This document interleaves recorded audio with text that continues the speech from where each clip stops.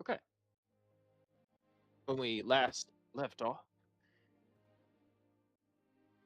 Oh, let me hang on. Let me check if Axel's there. I know he's muted. Axel, you there? You just muted?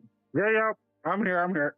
I just didn't. Okay. You guys are having a good conversation there, and I was just listening.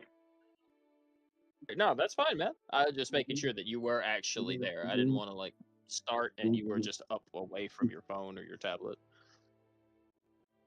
True, true. All right. Sounds good. All right. The torches are extinguished. The ancient tome is open. And when we last left off, we followed Zip through his class with the Wicker Gleams, where he engaged in a brief competition. He was given a demonstration of how to disable magic temporarily by targeting a node, basically what amounts to nodes, akin to pressure points on a target's body. The professor striking the right shoulder. Oh, there goes Axel. Oh, he's back. Striking the right shoulder and disabling the clockwork machination's ability to function. So, Zip, using his intelligence and his threads, was able to locate that point and strike it as well and win the competition, despite taking a little bit of damage. And his opponent, the blood mage elf, getting absolutely thrashed by the clockwork sorter.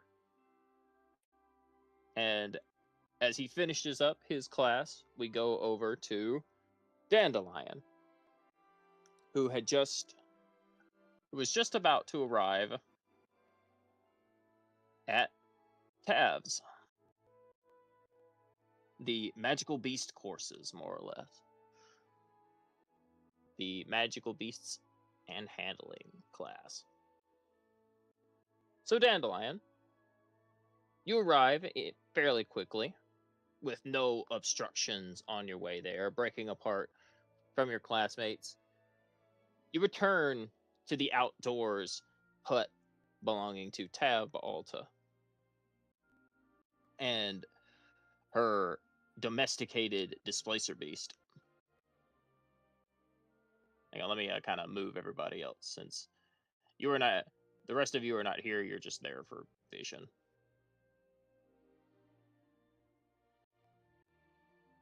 But as you arrive, Dandelion, you see Tab already standing at the top of the stairs, speaking to some of the students who had arrived right before you. But by no means are you late.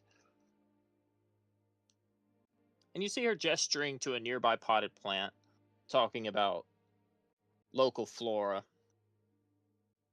and how best to use them to make medicines for animals, calming agents, stuff to treat wounds to prevent infection, and various other things that information important to a Beastmaster Ranger. But as you arrive, you'll notice her ears perk up a bit, and she'll look at you and she'll say, "Oh, looks like our final one is here. That makes a class of 6 this year. Over here, Miss Dandelion." She'll wave her hand excitedly. "Come on over, don't be shy." I'll proceed over.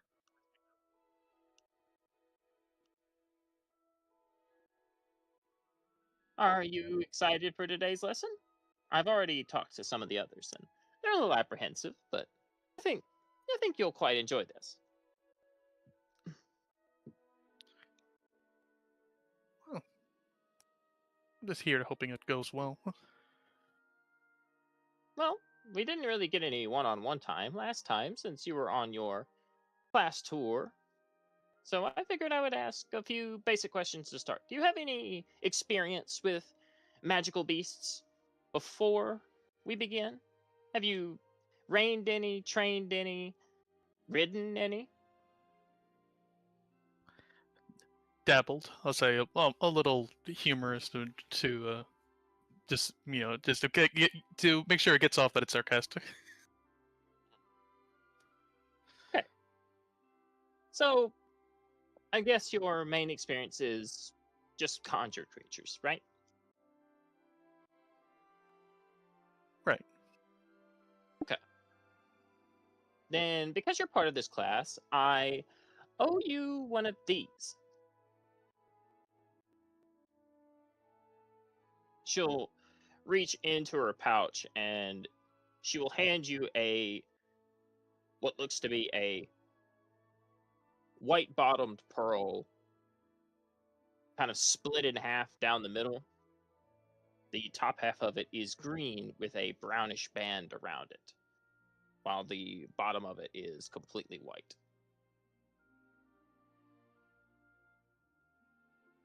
So, this is a capture pearl.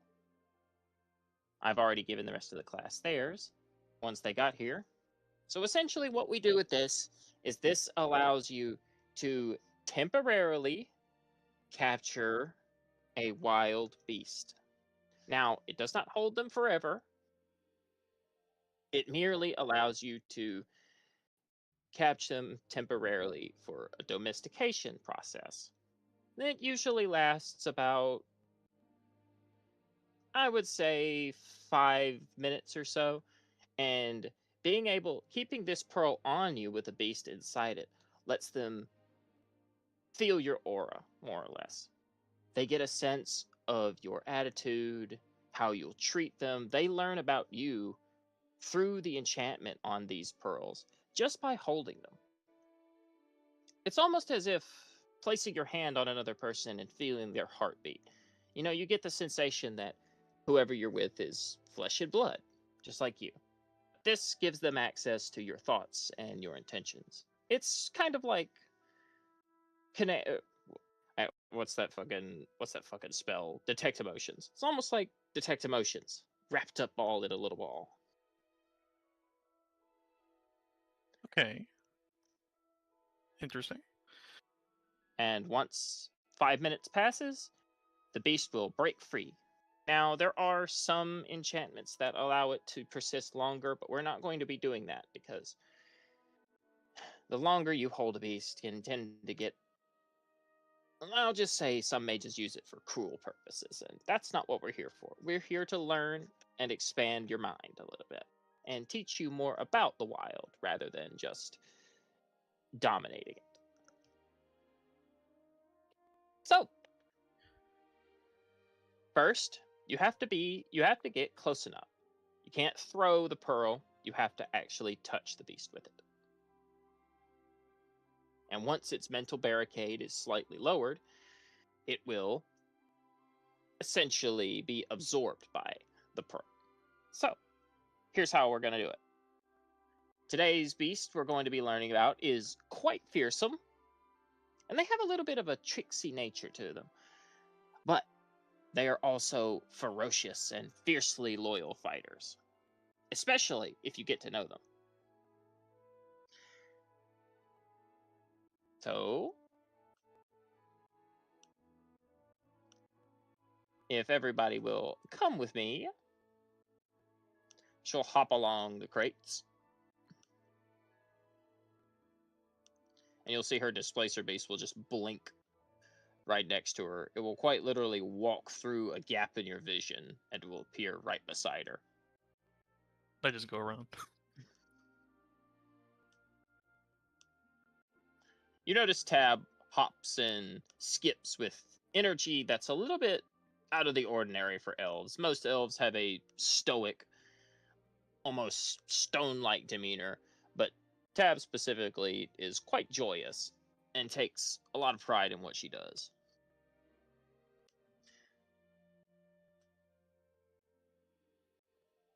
All right. You can come out of hiding now. We're ready.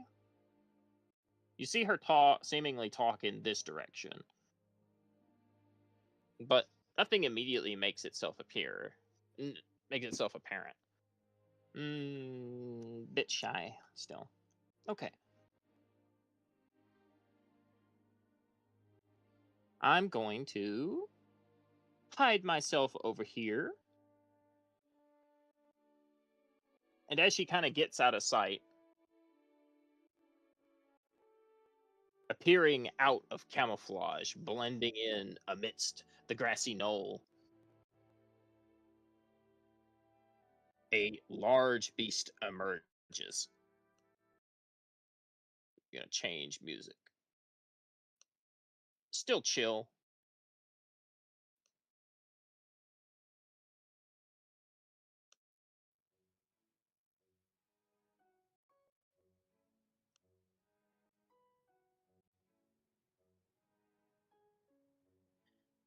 You notice the appearance of a large beast as it emerges from camouflage. The beast bearing wings and multiformaic heads, each one the size of a different animal.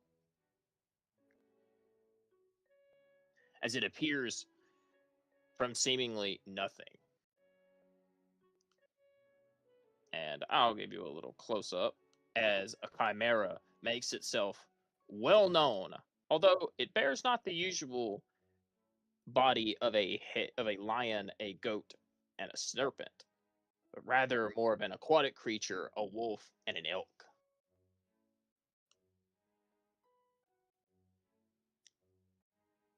It appears with a menacing growl, and the elk antlers lower in defense as the creature studies the class very carefully. But does not seem to immediately rush to aggression. And Dandelion, you notice the rest of your class seems a little bit intimidated by the appearance of such a powerful creature.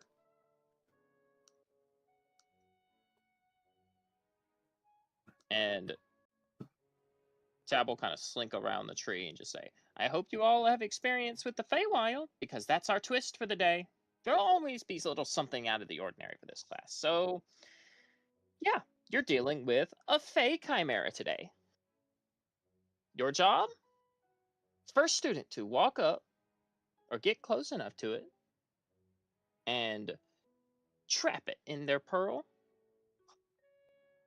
will get your class bonus. All right, and that's all you're getting. Have at it. I want to watch and observe the taming techniques of a newbie.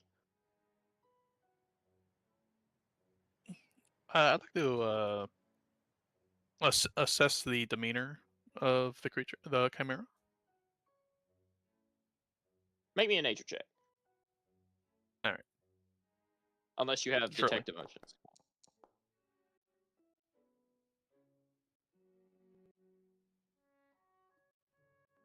$14.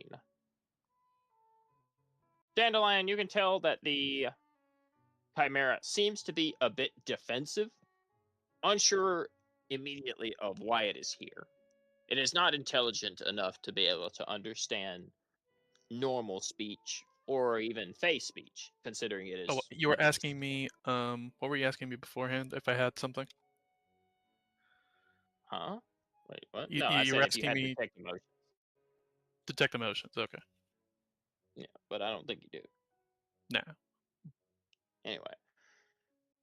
But overall, it seems fairly defensive, but not immediately hostile. However, you do get the sense that if you or any of your class should agitate it, it could become hostile.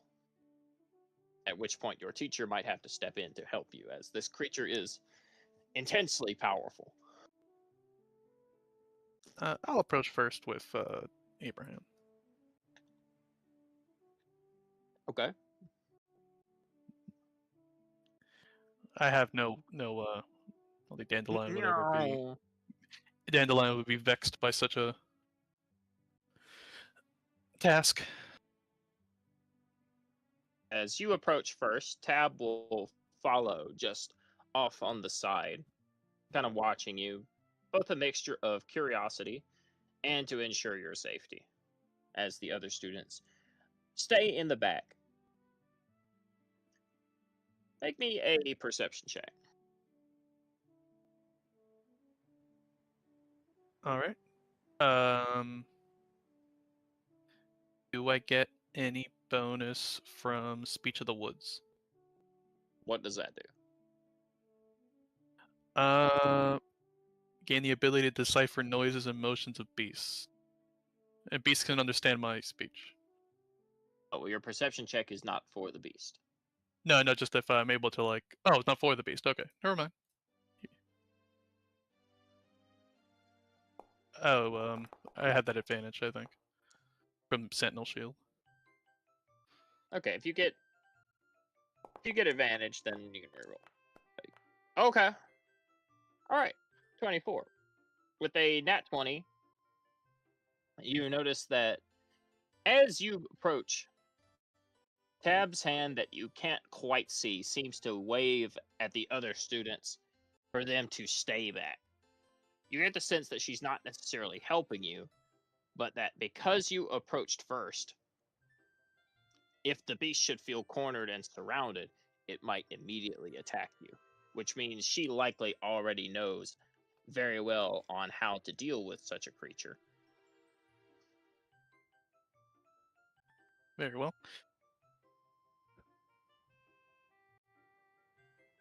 But also, yes, if you get since you have speech of the woods, it says Sylvan. You can decipher their noises and motions. Oh, okay. Yeah, fair enough. Yeah, fair enough. That does give you quite the advantage here.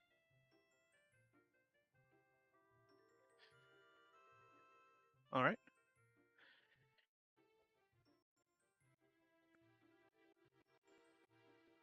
But you can continue. I'll Do you think? I'll be sure to lower my crook, walking very slowly, but in a not not stalking towards him like akin to a predator, but kind of offhand, so it could constantly keep an eye on my motions and not trying to hide any part of myself. Okay. So very like open hand, down low, to curry like respect with it.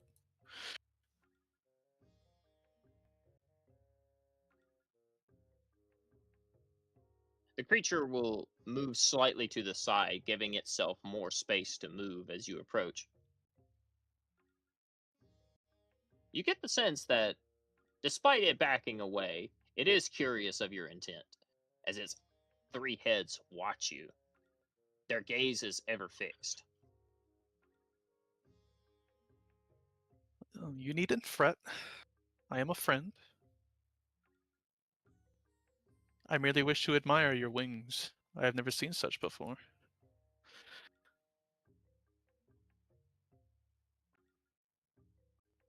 And Yeah. I'll maintain this very slow approach, but keeping an eye out for any sort of agitation.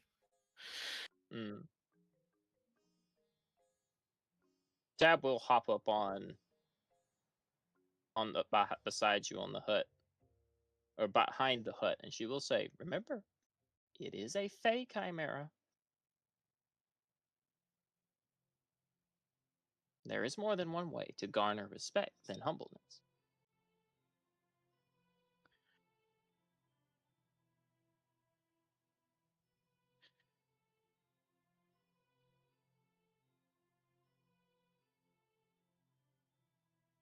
Try repeating the same thing in Sylvan. Like to it. In case it understands, I mean, in case it understands that it prefers that language more. Its heads will tilt, not being able to understand any language you speak. Fair enough.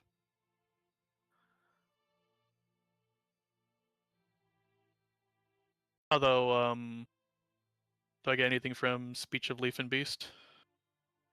What is that? Says that they do understand my words. Oh, no, it says they can understand the meaning of your words. Different word, different feet. Oh yeah, the meaning of my words. Yeah, so they can understand. Like, sorry, I corrected you when I shouldn't have. I apologize for that. I thought you were still talking about the other thing. No, they understand the intent of what you're saying, but not the Understandable. verbatim.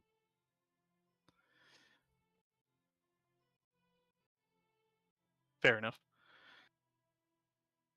But I'll it does already get it does understand the intent that you do not wish it harm, but it does not respect you, is what she's saying. fair enough. All right, I have an idea here for this.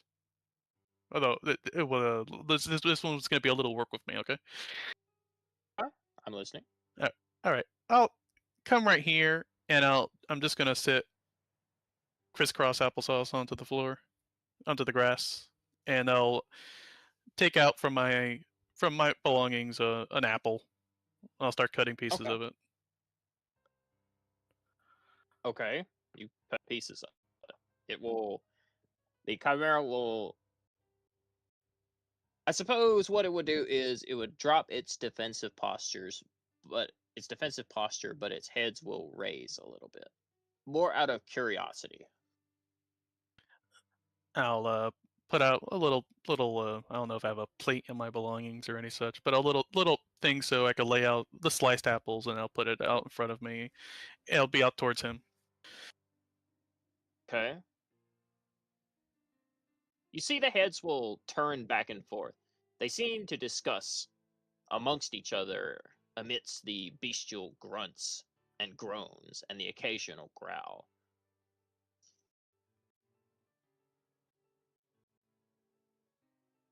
Hmm. You're laying out fruit, and there's only one head that actually eats fruit.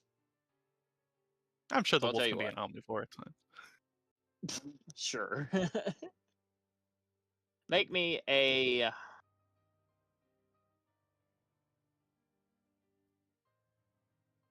They don't seem interested just on the fruit alone, but if you would like to try to make me a persuasion check at. Well, I can't give you disadvantage because you have a speech of leaf and beast. So make me a basic persuasion check to see if you can influence the deer side of it more. Could I try adding more stuff before that check? Sure. What do you want to add? Oh, let me see if I even have something in my. Maybe I have something in my bag. If I have a bag, I don't have a bag. Would I you wish I like to had like. offer your name? Uh, well, offering names to Fae is never a good idea, no matter what. Though. That's kind of a That's no-go.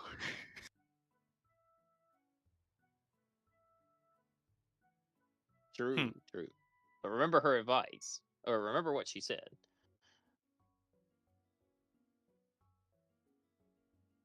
I do recall that. Okay, here's what I'll do. I'm gonna take out. I imagine I have some rations. I'm gonna take out some berries, and I'm gonna Okay. use produce flame with one hand, and I'll start lightly roasting some into like a mixed berry sort of salad there. Okay. Okay. You make a salad, but considering it is still only the deer that is influenced by your fruit salad, even a toasted one.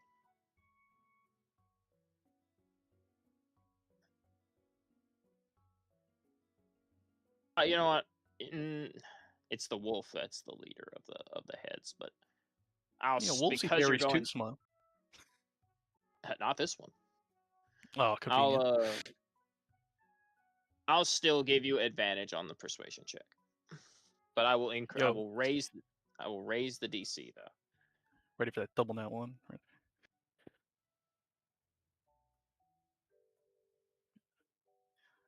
Could I use animal handling spell? No. Uh, you know what? Sure, you can use animal Yeah. handling, but like I said, still a higher DC than before because it's only the deer that cares. Eh. Unfortunately, that is not enough. The chimera seems to decline your offering, and though the deer looks interested, you will see the wolf head will twist and crane as it attempts to snap at the neck of the taller head.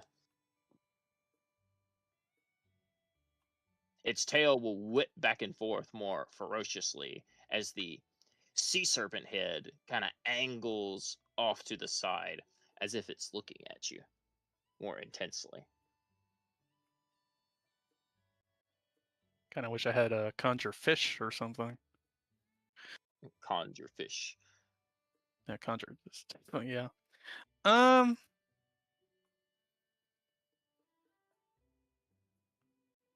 I'll And it will back up try. once more.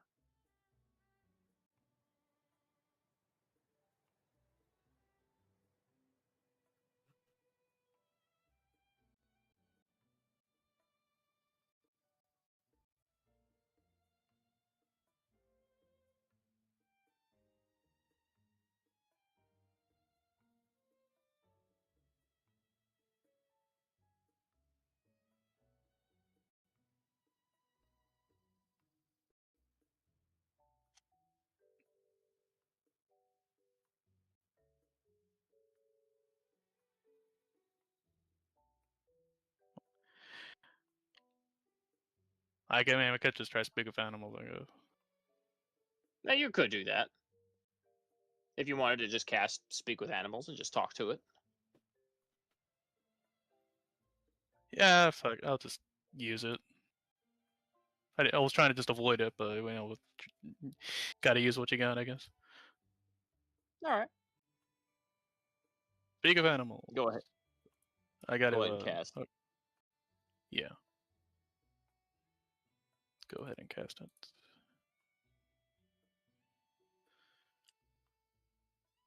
All right. Unless it doesn't count as beast. No, this is a beast. It's just a fey beast. All right. You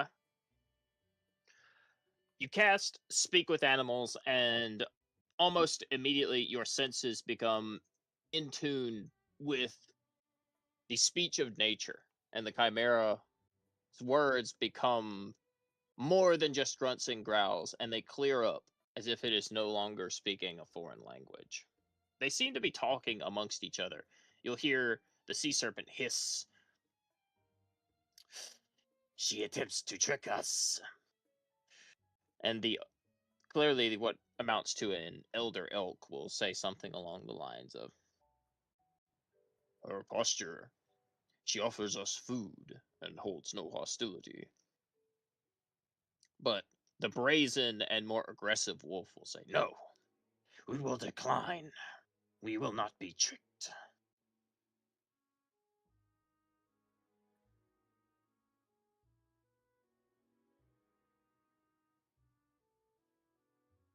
Well, is there something else I can add? Or perhaps be better to your liking. They'll look amongst each other, and the wolf will say, meat. And the serpent will unapologetically say, fish. I am going to see if I have look in my bag, Mr. DM, if I have anything of the sort.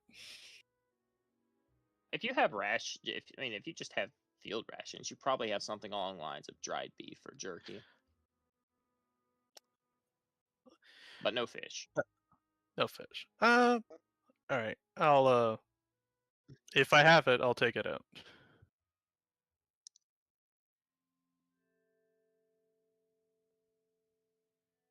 Okay.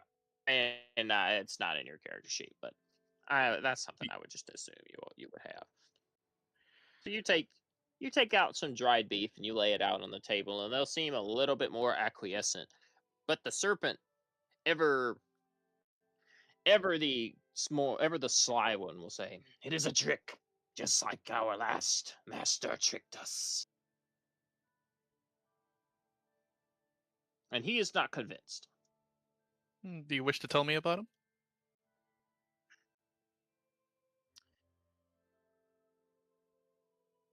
He deceived us. He knew deceit was the easiest way to tame, the easiest way to garner respect. And so he tricked us. Well, I seek not tame. I merely wish to listen to your story. You can leave as you wish. I imagine between the three of you, you'd have many stories to tell. All stories same from different perspectives. And the wolf will interject by saying, the last master stole serpent scale, wolf fang, and elk horn. I assure you can keep all of them, at least in my company.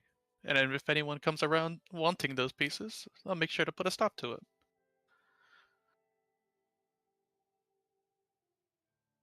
Persuasion check All right. with Do I advantage get? because you have all the nature stuff. So you have all the 50,000 Oh, nature I'm so things. ass at this, by the way.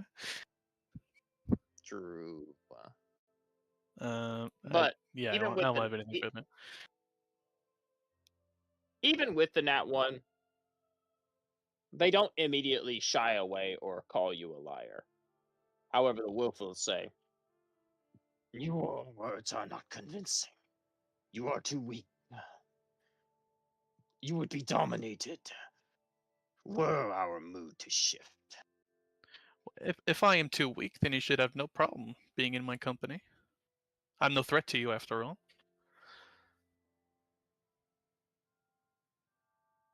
The arrogant wolf will urge their legs forward, and the beast will size itself up, and it will stand to its full height, kind of leering over you as the serpent head rises taller to even the elk. We could crush you.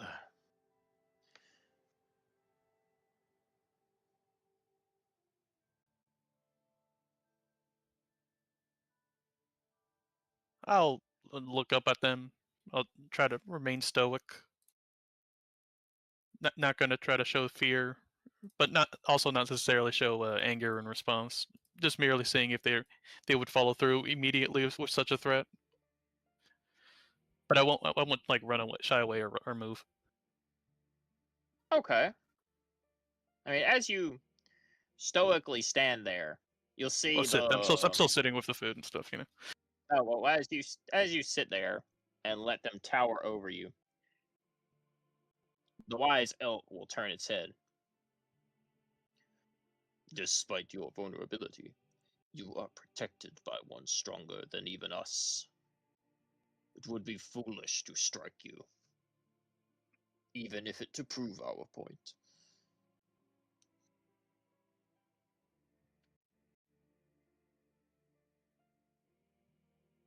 Oh, are you going to share a meal with me then?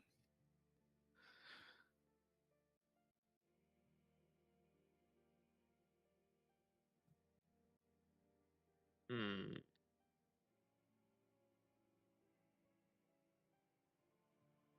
They don't really seem convinced by the food anymore. More so now, just upon proving their point. I see.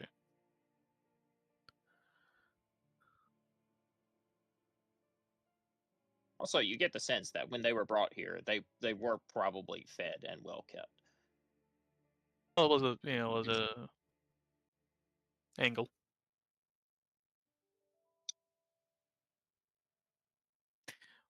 Well, if you're not hungry, is there something else on your mind apart from dangers of people wanting your parts?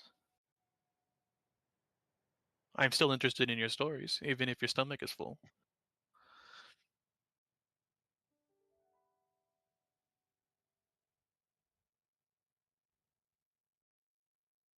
We seek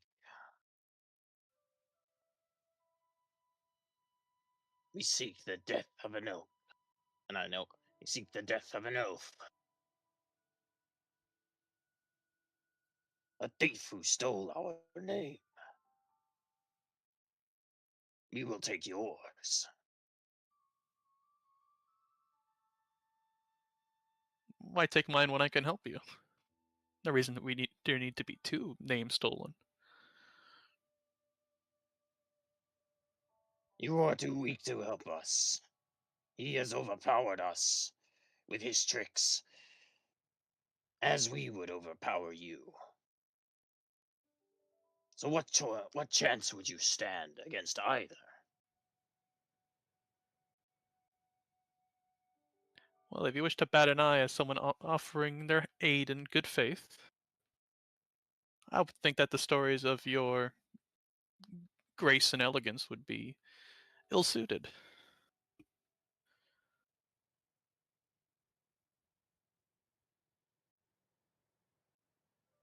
They look amongst each other.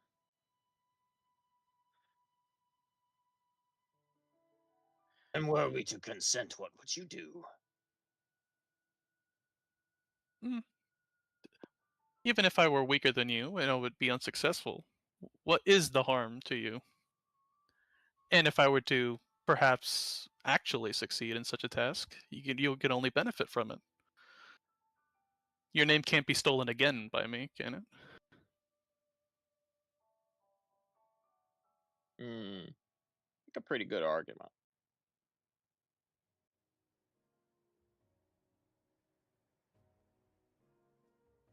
Hmm.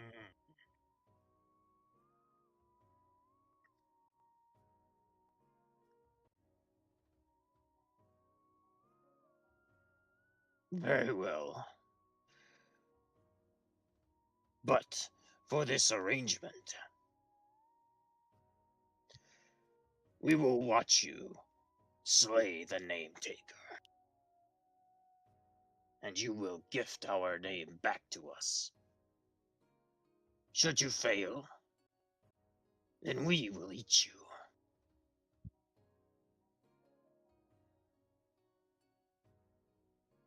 Very well. I don't foresee myself losing any task ahead of myself.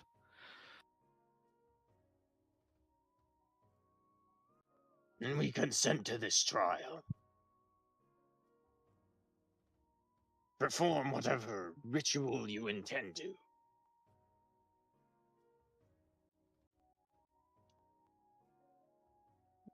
And then I take out my Pokeball and I throw it at him. Yeah, touch him. Yeah, I'm just memeing. I'll go over there and I'll gently reach the coat and I'll apply the marble to absorb. Before you press the pearl to them, you'll see the serpent will lunge its head out and it will snap towards your fingers in an attempt to startle you. No, you can't afford me missing any limbs if I'm going to help you.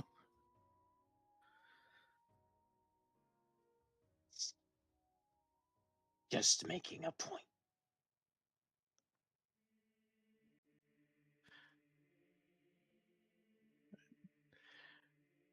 Then I'll put him away. Marble. All right. All right. You marble them up, and as they disappear in a aura of swirling magic, almost absorbed into the pearl as if by a typhoon, you feel it suddenly grow warm and a small trail of glistening dust gently seep out of it. And Tab will come out from behind the hut, visibly sweating a little bit. Well, that was not the way I would have handled it, but you're still alive, Oh, and I as a didn't have to step furball, in. I know it's smart not to give my name away to a fae. Very true, but also you could have tricked them. They are Fae, and they would have delighted in doing the same to you. So I'm surprised that you did not even try to attempt it. Why? I'm no liar. That's an admirable trait to have. One not too often seen amongst, I guess you could say, more generational beast tamers. Well, the spirits come to me for guidance. If I were to lead them astray, what would I even be? Honest hunting is a rarity now. I, for one, despise traps because I view them as deceptive. So it's a bit, I suppose it's a bit similar in that regard. to what you say.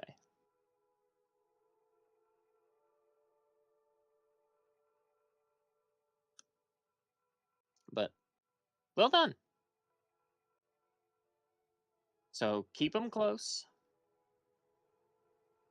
and by 5 minutes, the enchantment will begin to wear off. So I'll let you stay here for a little bit longer, just so you and your friend can get a little comfortable. And I'll teach you a few other tricks I know once he reemerges. And some of the other class and the rest of the class will walk up for you all to kind of sit down together.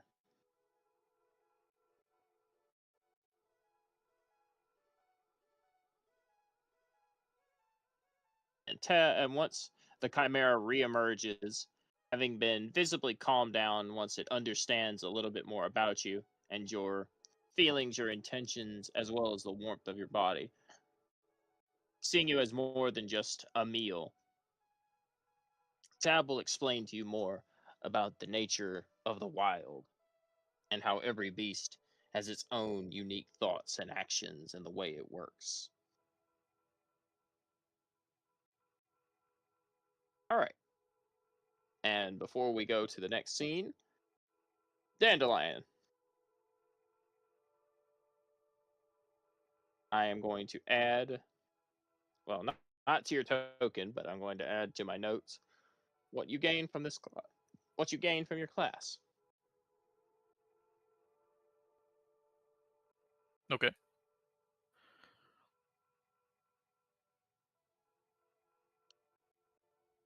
My notes are being really slow to open, so I'll just tell you. Oh, there they are. All right. Dandelion.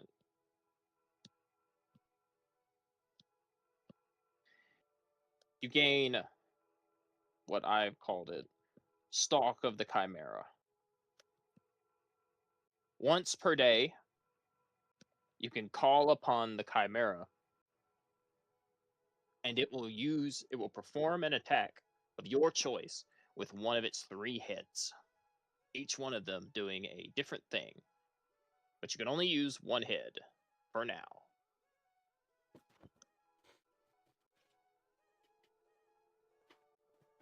Okay. And I'll give you their stats and all that for the session. Because there's not going to be really a situation for you to use it right now, so I haven't filled out the stat blocks and all that of each head and what they can do. So Music now. true. So I'll give you all that later. But for now, basically what will happen is the Chimera is able to, considering it is a Fey creature, it is able to traverse from the Feywild to the material. And now that it has a bond with you, it will enter combat or a situation in which you need it, and it will strike.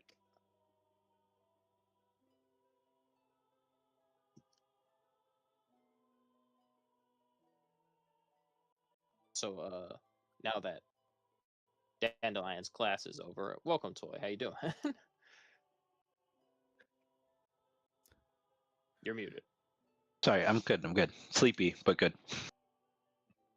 I thought you had fallen asleep before you joined. I did. I did. I've been roughing most of the day, and I was tired. gotcha. Like I'll have a quick nap. Turn into I a gotcha. long nap. Oh, But I'm here now. well, I did zip, yes, last Sunday. Did you want to do do you want to do yours, or would you like me to do Axel next?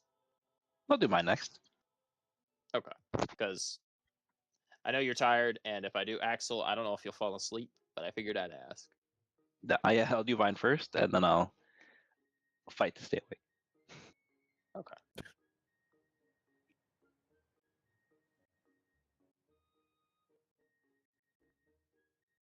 Let me see. All right, let's go to. There you go.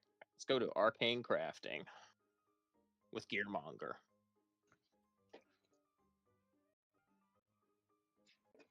All right, let me get rid of the. Let me get rid of.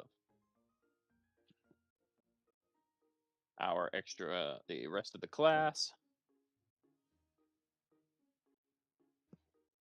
Oh, yeah, these are the, I forgot these are the extra tokens.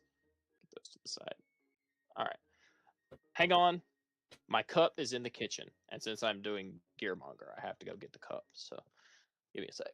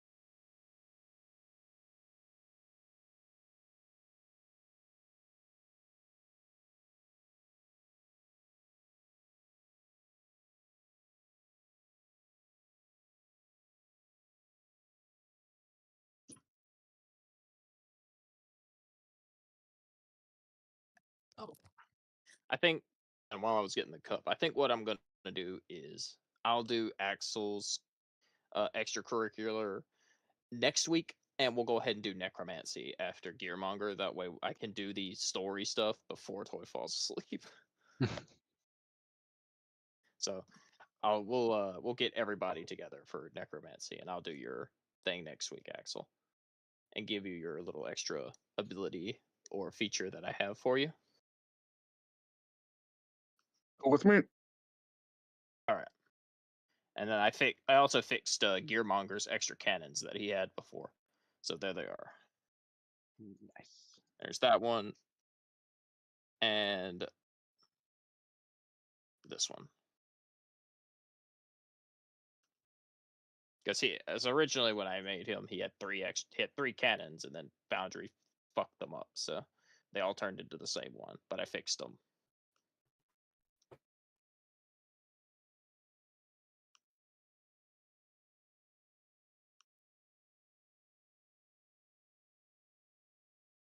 Now go ahead and put those up since I didn't get to show them off last time.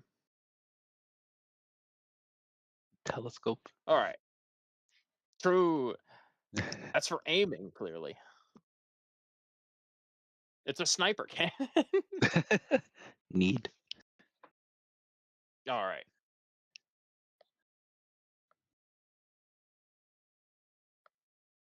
Hang on. I gotta get the thing ready for him.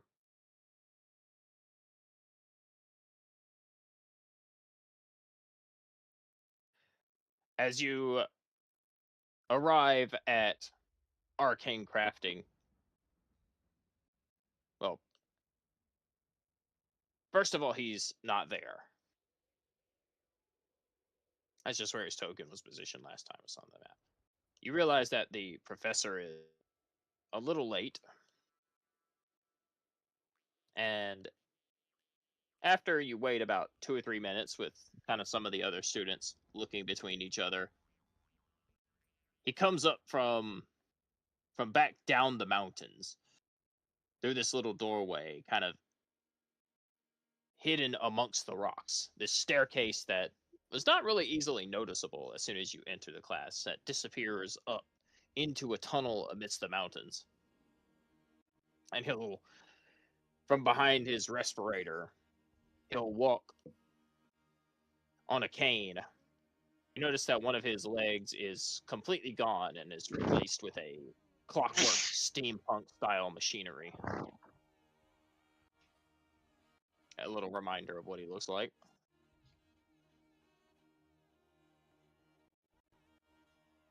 Who better to learn machinery and arcane crafting from someone who has replaced a lot of their body with steam engines and furnaces? But he'll march down and look amongst his attending class for the semester. Welcome, maggots, to arcane crafting with yours truly. A reminder if you forgot, I am Gearmonger. And in this class, there will be no talking. Out of order. Remember, what I say is absolute, or you will learn nothing. And if you wish to depart this chamber with my knowledge, you will do exactly as I say. And you will not mention that intrepid blacksmith down in the Alley of Aeons. You hear that, boy? And he'll point at you, Rufus. Rufus will look left and right, then look back and just nod. Good. Because my work is superior, and you'll do best to remember that. Now, on for today's lesson. Behind me are 3 beautiful weapons of my own making. And he'll gesture out to the cannons. Today I'm going to teach you how to make one. But first, in order to make one, you have to know how to use one. Now, I want 2 of you to get up. The 3. There's 3 guns. So I guess that makes you 2, boy. Get up. You said you wanted to learn how to make tools like this. Rufus will get up and walk to the center of the class.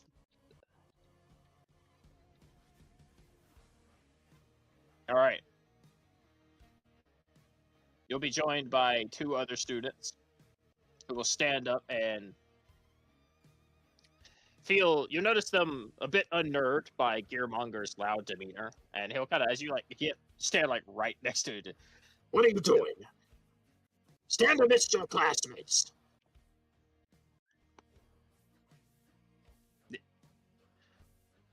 There's no one else. Are you drunk? Get over there, boy. And he'll grab your shoulder with his metal hand, and he'll throw you over here.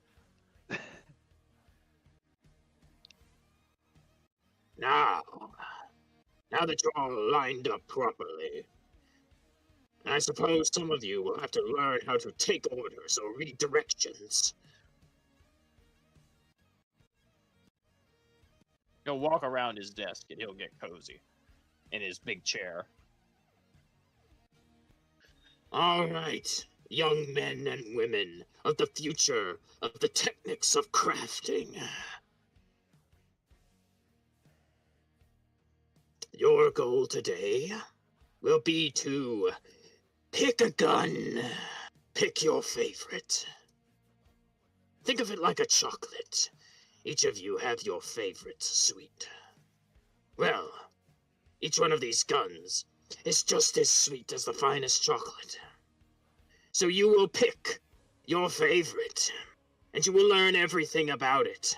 And before this class is over, you will learn how to take it apart, and you will learn how to put it back together, and you will learn how to crawl while you take it apart, and you will learn how to whine and cry as you put it back together. I want you to know the name of every nut, every bolt, every cog, every gear. So, who would like to choose first? Rufus will look left, look right again at his classmates, and put his hand up. Go on then, boy. What are you expecting, an introduction? You think I'm going to tell you how these things work? No! You are going to walk up to them, and you are going to study them, and you are going to figure it out on your own, because that is what it takes to be able to make.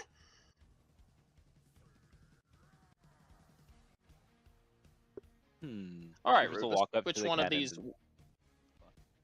You can see their names if you hover your crosshair over them. Which one of these interests you most? I feel like the 3rd one is a trap, but I'm gonna say 3rd one anyway. Okay. The Inferno Mortar. Is that the one that you desire most, young lad? Rufus will look at it and pause for a second, and then nod. All right. Your classmates will take the others. Good. Good. Then the first order of business, you're going to fire it. You're going to see how its projectile is unleashed upon this mortal world. And through its firing process, you will learn everything about it. So go on. Light the fuse. Pull a trigger. Yank a cord. And Gearmonger will give a firm clap of his metal hands, and up from the bottom of the mountain, you'll see large metal targets launch into the air. And Rufus,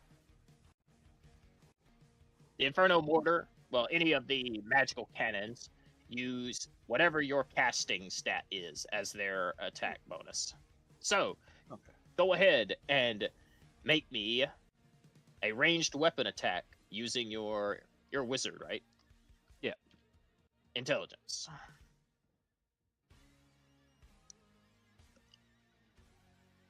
Please. However,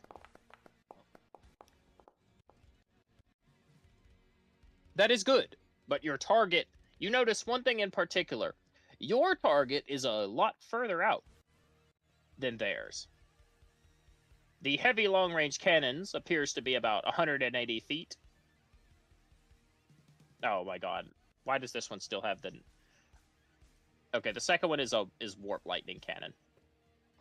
I don't know why its name got changed, but whatever.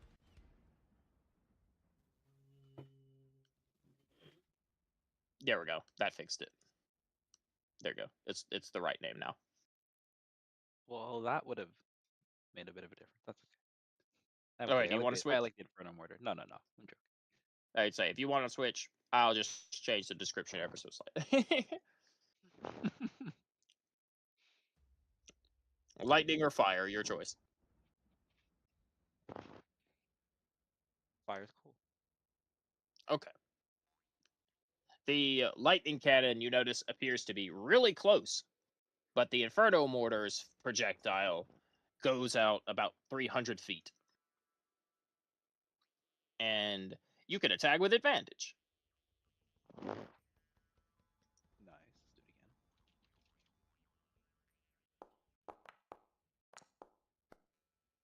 Well, didn't matter, but still. As you pull a mechanized lever attached to the side of the cannon, it unleashes a volcanic burst of fire that rockets outwards into the sky like a meteor.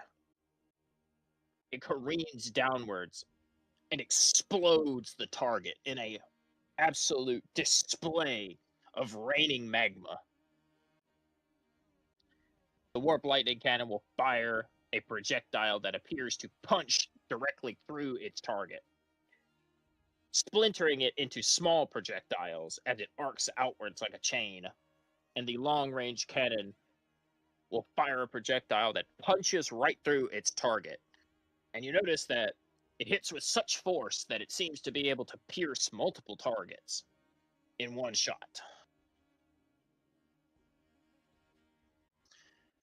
But yours explodes its target and it rains down around it in a field of lava. And Gearmonger will eccentrically howl out in laughter. I love mechanics. With that display out of the way, we're going to have a little competition today. Each of you, young children, He'll give a sweeping motion with his hand, and all of the cannons will roll off of the cliff and move on their own as he commands them with absolute authority.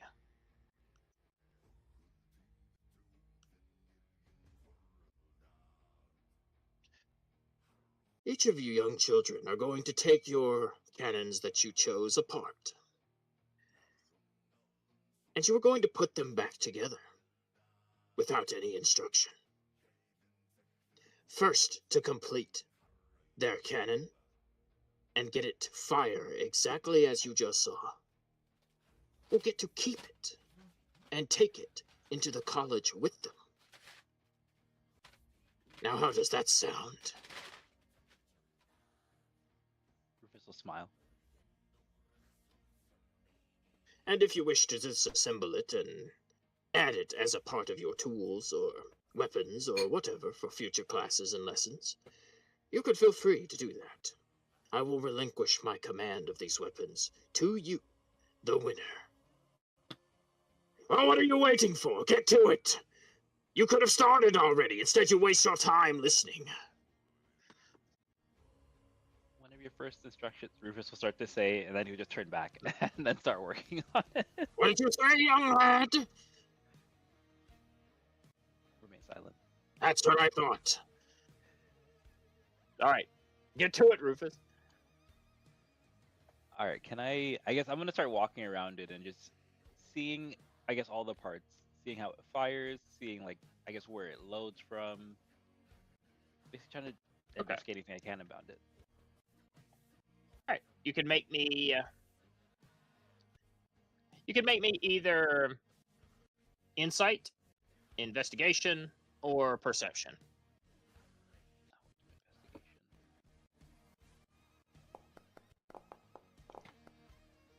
Ooh, he knows. Rufus, you take a mental map of how the cannon looks, and you store it within the depths of your mind. While you don't know the name of everything yet, you feel resolved in the fact that you can learn them. However, as you lean in close and kind of squint your eyes into the depths of what makes this mortar function, you notice it has a ruby dead center of it that is cut in the shape of a diamond. Not like the I don't know what the actual cut is called. I can't remember. I used to. But it's not cut like an actual like diamond, but like the diamond suit on a playing card, like that shape. Oh, okay. And it is inserted at a horizontal angle directly in the center of the mechanism to channel the fire through it. Because obviously, fire is red, so it takes a ruby.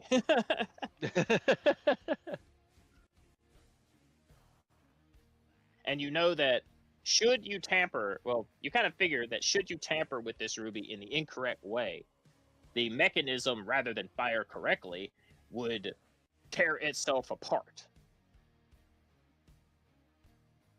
So you store that in you. You store that knowledge and make note that that needs to be done correctly. Gem in the shape of a diamond, is that the firing mechanism horizontally, you said, or diagonally? Yeah, the ruby is cut in the shape of a diamond and it's inserted in the machine horizontally. Oh. It's the focus for what allows this weapon to fire its magma projectile.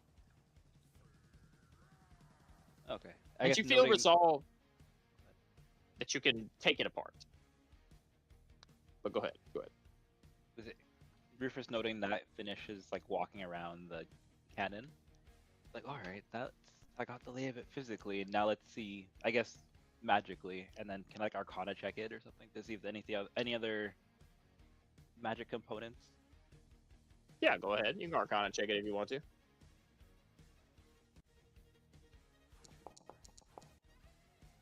Oh, never mind. That is a critical fail. This weapon appears to run off pure blood, sweat, and machinery. No magic involved at all. Well. All right. I'm sure I'll figure something out as I'm taking it apart. All right. Well, when your studying is over, if you don't have one, hang on, let me find the official name of the tool set so that I can put it in your inventory after the session.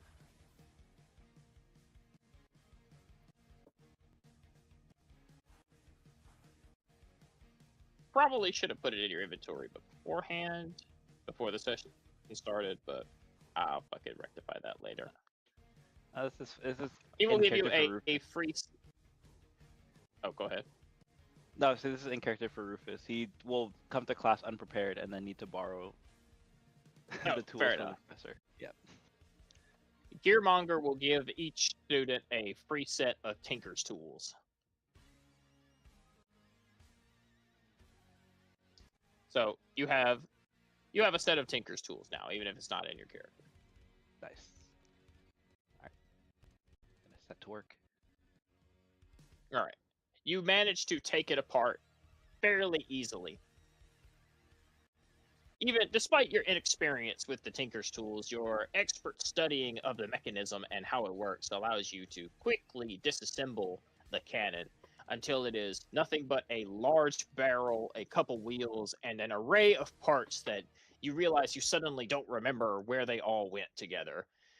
In fact, how could this machine have so many little pieces? And your confidence is suddenly not dashed, but swayed a little bit as you realize this is going to be a lot harder than you originally gave it credit for, despite your confidence in your studying of its internal mechanisms.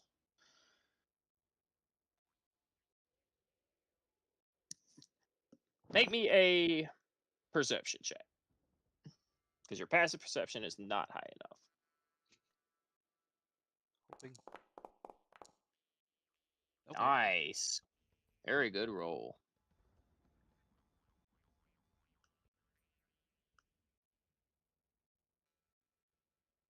Also, yeah. I perceive. And you have Tinker's tools in your inventory now. Nice. Thank you. All right. Because you, with a 21 perception check, you look down and you notice something that you didn't before when you were originally inspecting it. You notice the firing lever, now that it's taken apart, inside the handle that you pull in order for the piston to strike the ruby and generate and basically flood the ruby with magic that produces the long-range fire attack. You notice on the inside of it is a rod that has a faint glow to it. Now that it's taken apart, the rod just lays there, but it seems to have this odd pulsating rhythm to it, almost like a heart. So the rod basically disconnects almost like a sword from a scabbard. Yep. And inside the handle is that pulsating rod. And you've kind of laid them all out on the floor in an organized fashion now. But this stands out because it's the only other thing that looks like it's moving or generating some kind of color.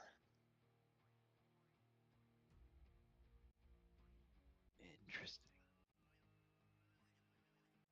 All right. Cycle round.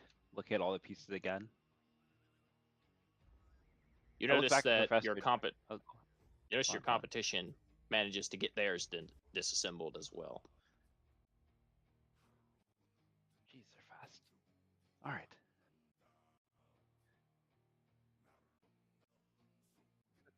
How does the thing go back?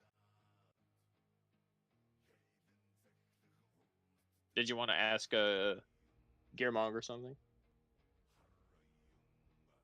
I was gonna see if he just what is his current reaction as he looks at all three of us working on disassembling and reassembling the cannon.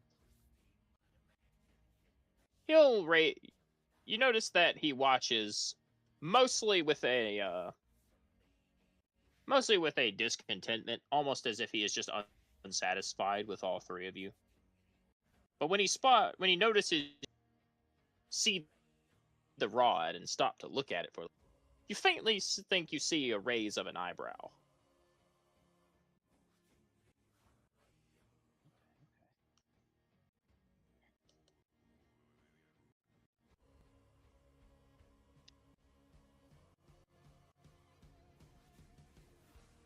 I guess I'll look at him again and say,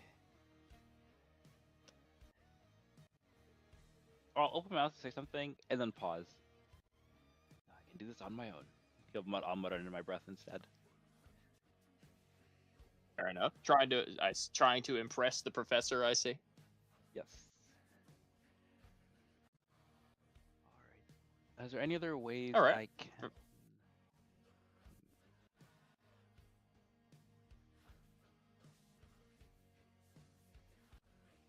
I think that's it. Oh, never mind. That's it.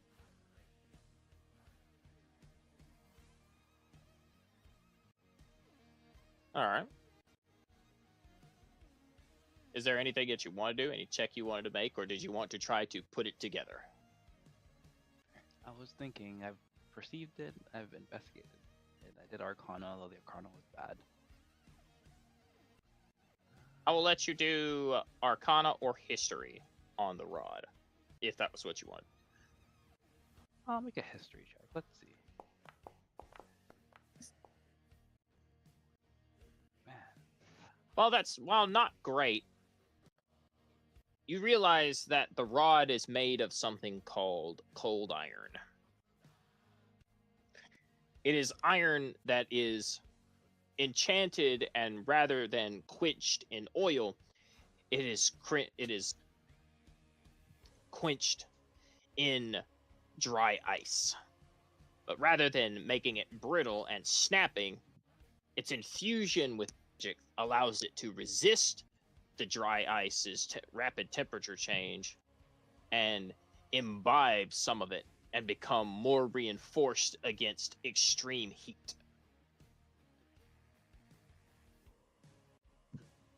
Okay, this way it doesn't fall apart when exposed to the heat from the ruby. Alright. Well, true. But also, unfortunately, your roll was not high enough for you to understand why the rod is pulsing a faint red glow. Fair.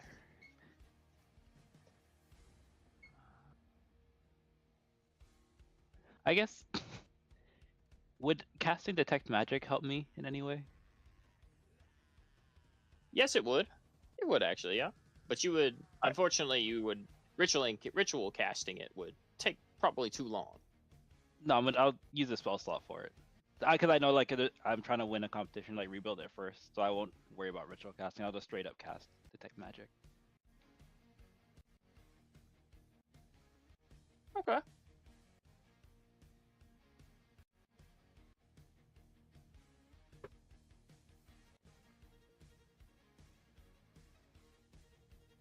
me check.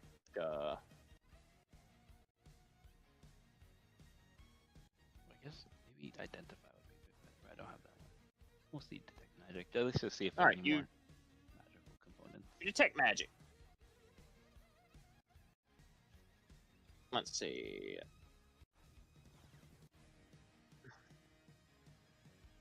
What is Oh, hang on. Let me I have to look up what.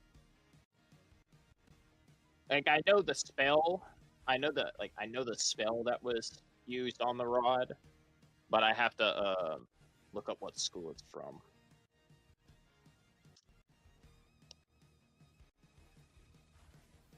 It's a favorite spell of mine.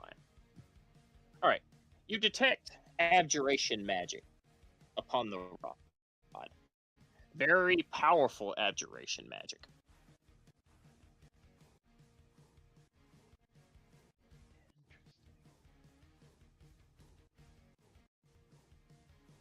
You notice the rest of your class starts to put their cannons together. Oh no. Alright. Starting at the bottom.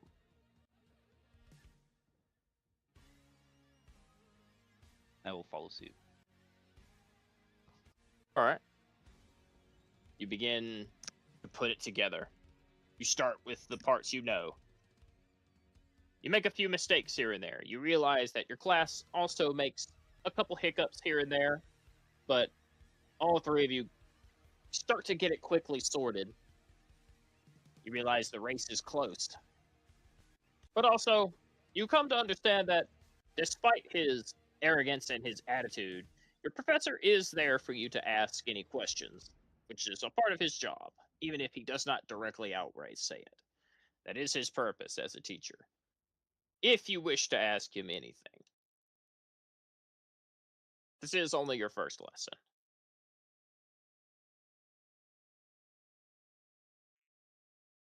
Fair enough. Otherwise, if you want to rough it, we will continue, and we will use everything you learned thus far. I will assign a DC, and we'll let you make a roll. Hmm.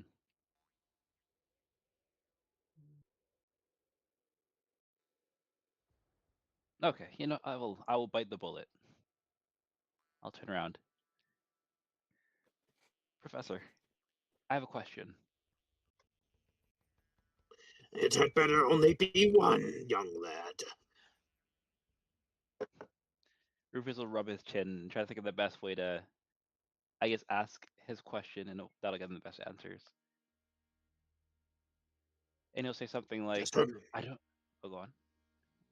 just remember, the more questions you ask, the more progress you are losing.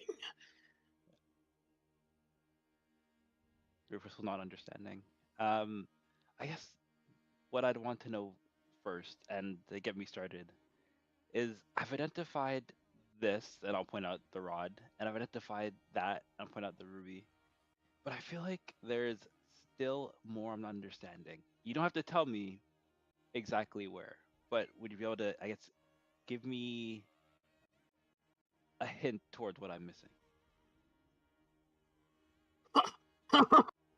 What, you've never seen a 9th level imprisonment spell? Rufus will shake his head. Okay, fine.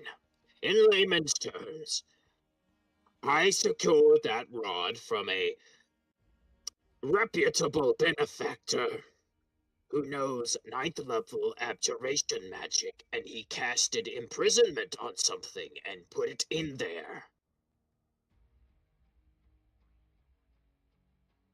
Something big that generates a lot of heat.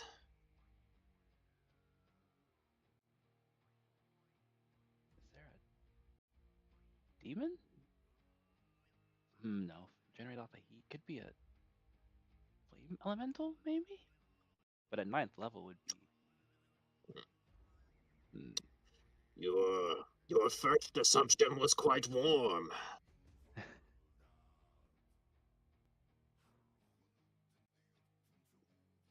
Your Could I classmates get make? about half done with theirs. I guess, is there anything I could.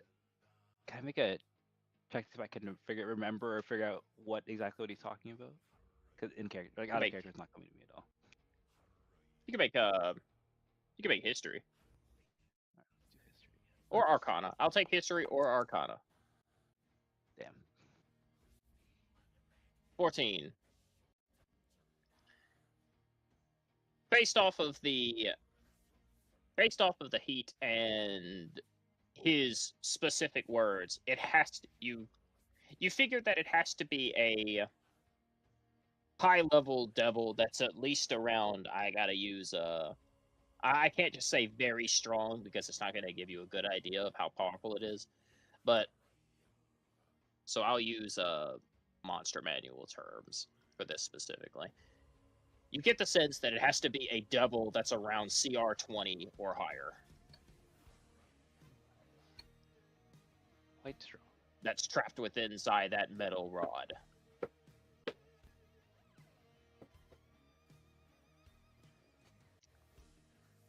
I would suggest you not shake it too hard, boy. You might anger him. I wonder if I could speak to him.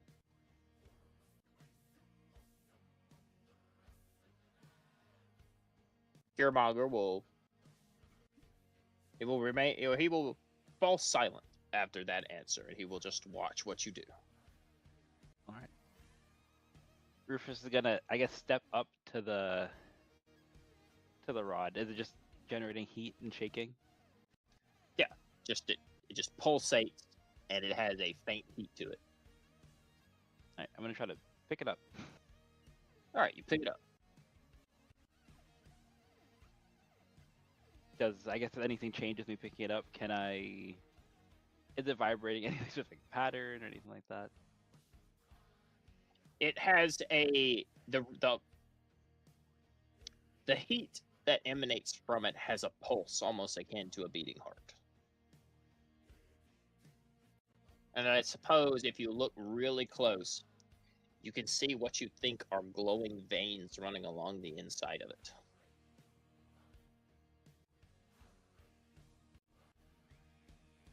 This is interesting.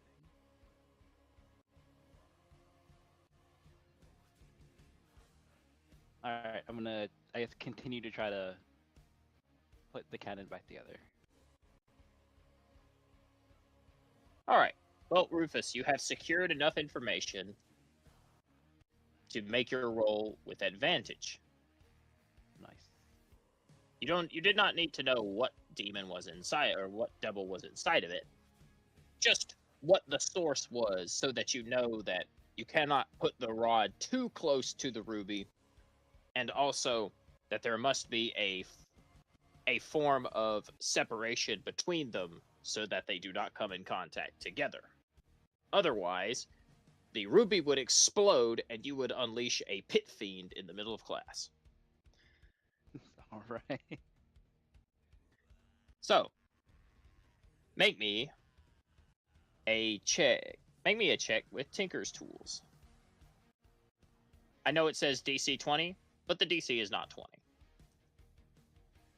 So ignore that. I have my own DC for this. Oh! Oh, it doesn't even matter! Alright. As your class gets about 75% done with their cannons, you look down, having barely even started. You take the rod as you hold it. You slap it in to the tube that it was originally housed in. You place the cap over it, and you set to work. You assemble the cannon with light speed. Every piece falling into place nearly perfectly. You do not miss a beat. There is no hesitation. Your fingers do not tremble. And Gearmonger looks a little impressed as you take a slight glance over your shoulder at one point, having to step on the other side to work on the cannon, on the actual operating side of it. You see him watching, and he has ignored the rest of the students, and his eyes are focused upon you. And you finish your project first, as if you had set with the work and mind of a young prodigy. As your cannon is the first to be completed, despite being behind due to your inquiries and your asking questions, you rush to the finish line. And to complete your package, just as he said, you grab the lever housing the rod holding the pit demon, the pit fiends, the entrapped pit fiend, and you give it a pull and the cannon fires, unleashing a hail of fire, a hail of magma out into the sky. And Gearmonger will hold up his hand. All of you stop. We have a winner.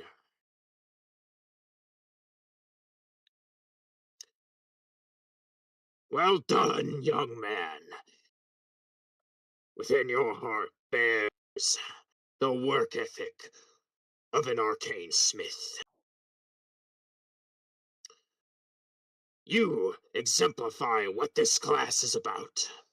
The pursuit of knowledge and the determination to succeed at all costs.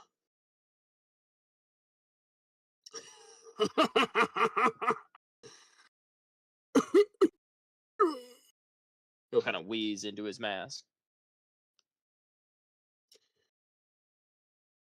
I promise you a reward. He'll get up from his chair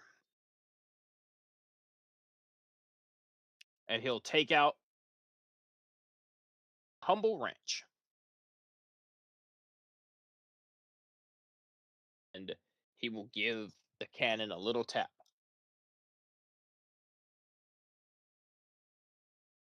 And its size will suddenly shrink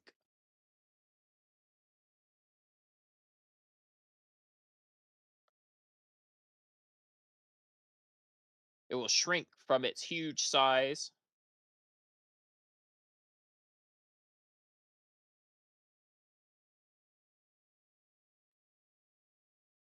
That's too small.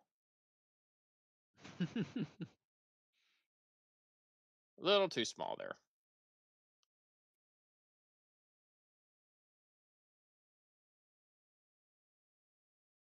Down to something a little bit more humble. Something a little bit more manageable for a burgeoning student still getting the basics around arcane weaponry and the manipulation of the Ghostlight.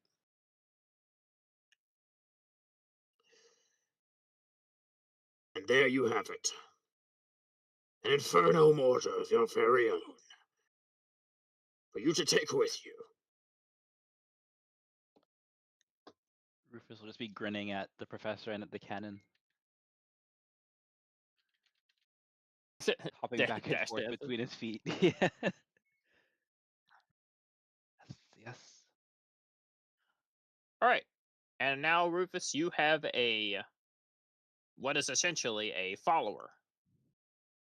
So you know the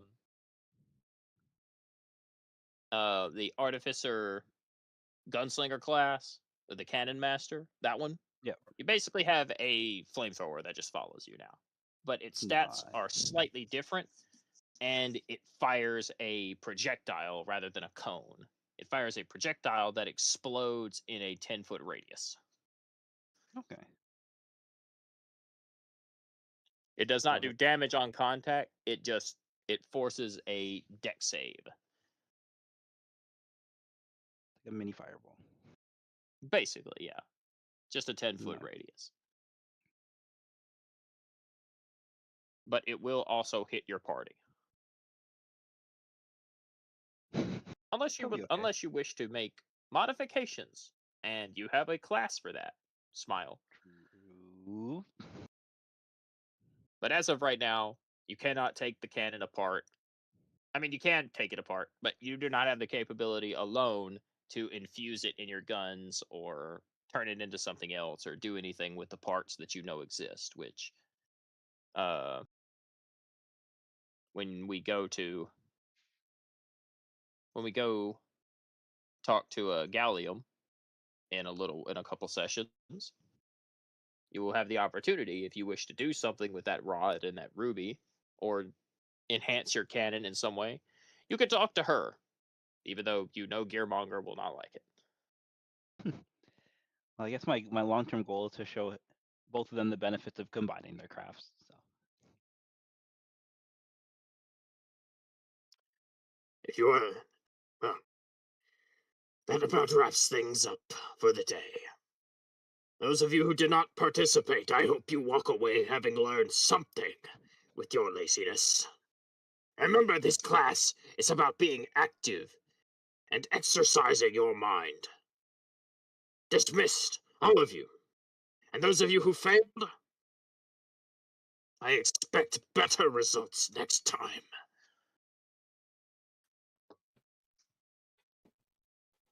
And the class will file out. And Rufus, you will file out as well, but carrying your new cannon. Well, it will just kind of roll behind you. All right, let's go, you.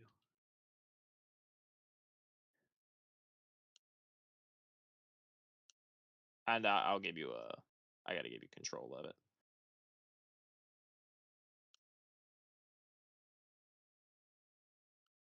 So here, let me go into the actors right quick. I'll give you control of the mortar.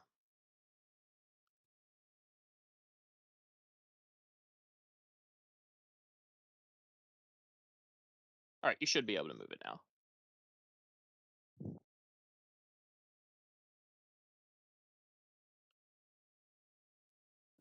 Yes, I can.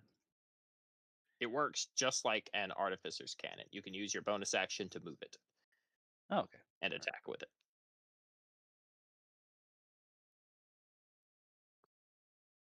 Come along. Okay. I think of a name for it now. and we will take a. We're about 2 hours in, so we'll go ahead and take a short break before we begin necromancy, and we will resume in about 5-10 minutes, something like that. I'm gonna go get me something to drink because doing Gearmonger's voice absolutely crushes my throat every time. So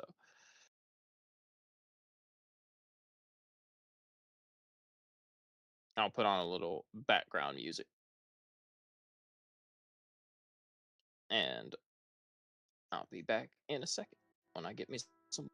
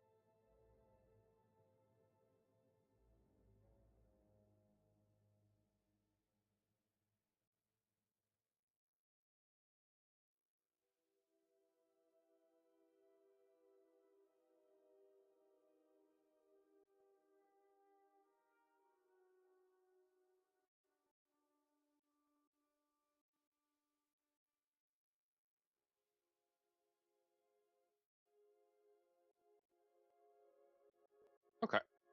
I'm good to go. If everybody's good. Yeah. Good to go. All right. Cool. You there, Kai? Yeah. Okay. In that case, as your extracurricular classes slowly each come to an end, like I said, I'll do Axel's next week. You all gather up together because it is time for main course.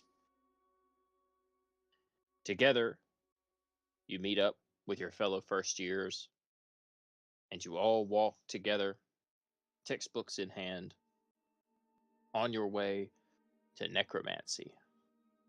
What is perhaps the most feared course taught at the college? It is well known that necromancy makes many dangerous and volatile mages, many of which who often end up getting hunted down by the Wicker Gleams for the atrocities they commit.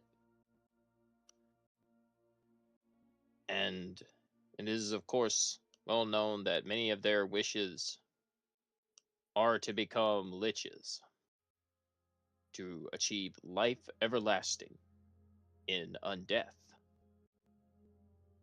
You know, many terrible mages.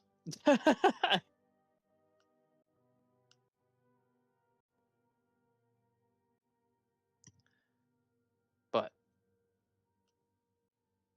despite that trepidation, it is still a mandatory course, where the college deems it beneficial as one of the main schools of magic that every single student knows how it is used, how to defend themselves from it, and how to utilize it if they wish to use it for a purpose that is beneficial to the world of mages. The college doesn't have any issues if you wish to be a lich, even if the broader world condemns such an act. Just so long as you do not use it to commit mass atrocities.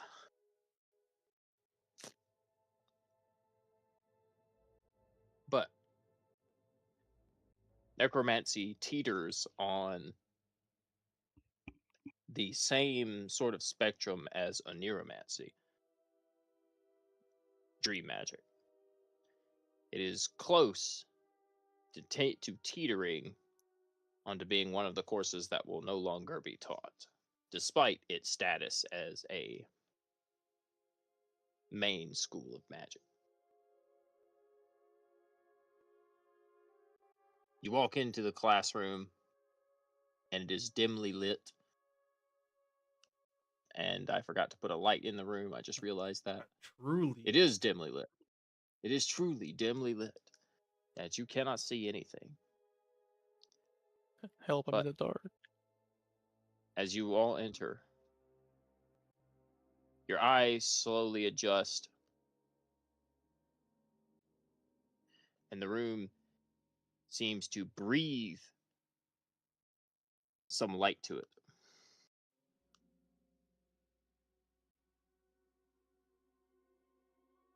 Oh, I think you're I think you're detached to your cannon, Rufus.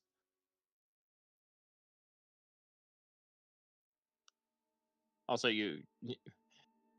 Rufus has a cannon now. It just rolls around behind him. It seems to follow him. And I'll get Dandelion's familiar as well.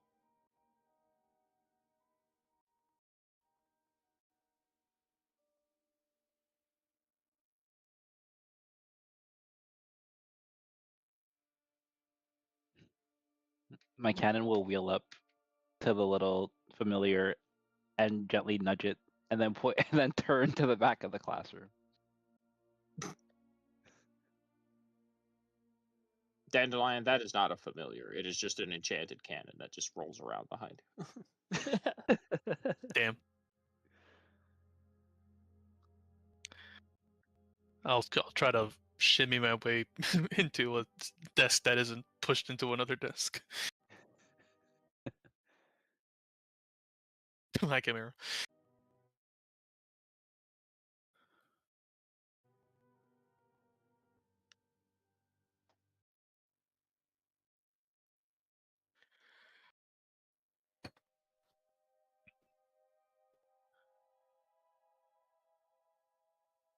Dandelion, only you can see the kind. Well, I don't think I can actually set. I think can I give you a thing that lets you see it?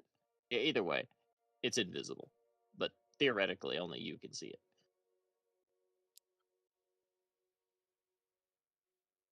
Well, the professor can, but he's going to ignore that you have it for now. Oh. Anyway. Well, shit, I guess it's fine. Once you've all taken your seat, the professor, who is currently quietly writing, inscribing words into a book, will look up at you.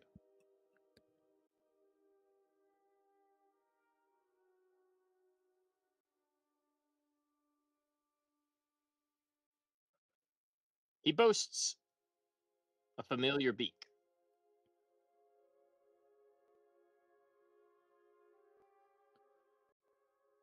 But he does not have the lifelike features that you know of the infamous trade organization.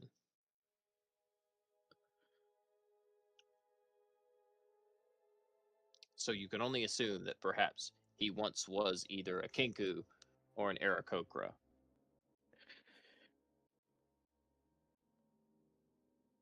You can assume. But now you sense no life from his body, as he seems to have altered his form into a state of permanent undeath.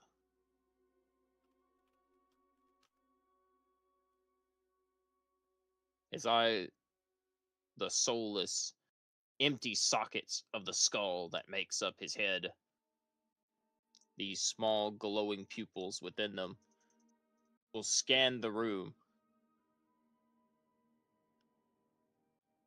and he will finally speak. Welcome to necromancy class.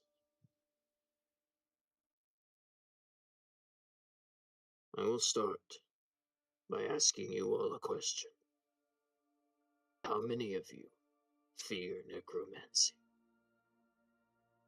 How many of you see the ones you love and the world around you consumed by the black matter that is anti-life?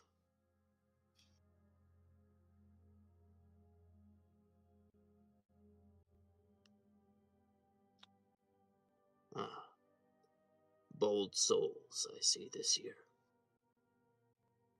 None of you hold fear within your heart. Well, you will. Before this is over, you will fear this school, and you will respect it. But when you leave, your eyes will be open and your mind will be changed, altered in a way that you will not be able to revert.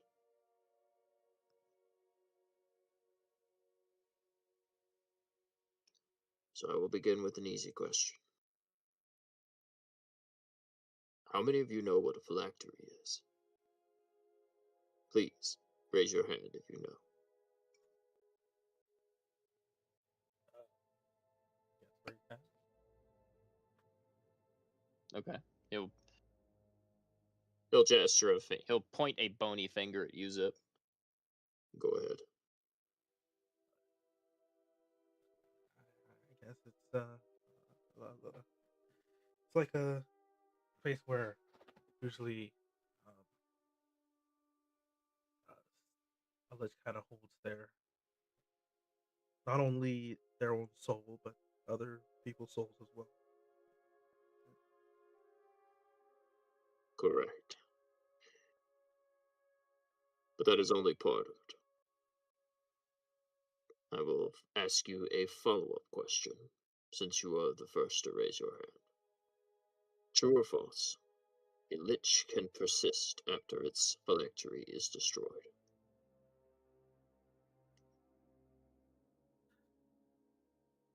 True. True. I believe that's true. You have to be killed the final time after that, I think.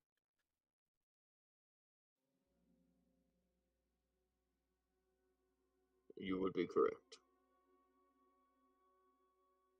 However, should a lich's phylactery be destroyed, it will also decay over time, and whatever remnants of its soul are still attached to its body will eventually erode, and it will turn to dust. This this is an irreparable effect. There is no reversing once the phylactery is gone. There is only sustaining. If a lich can continue to consume the life of those around it, it can persist without a phylactery.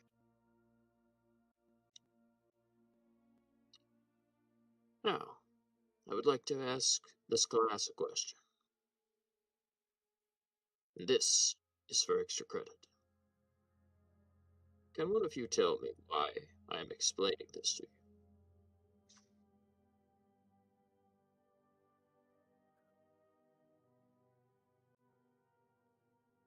Oh, let's look around.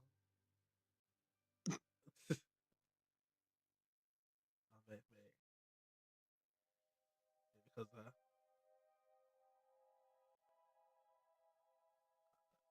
because liches are known to be. You gotta think for a little bit, I guess. You gotta say it's possible you may run into one day. I also think the phylactery is kind of almost the peak of almost the peak of necromancy. The peak of necromancy would be considered becoming a demi-lich. The final ascendance. But the reason I am telling you is because you stand in the presence of a lich that has persisted without a phylactery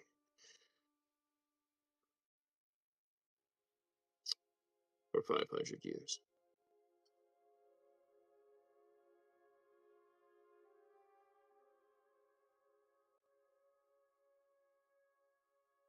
He will continue writing in his book.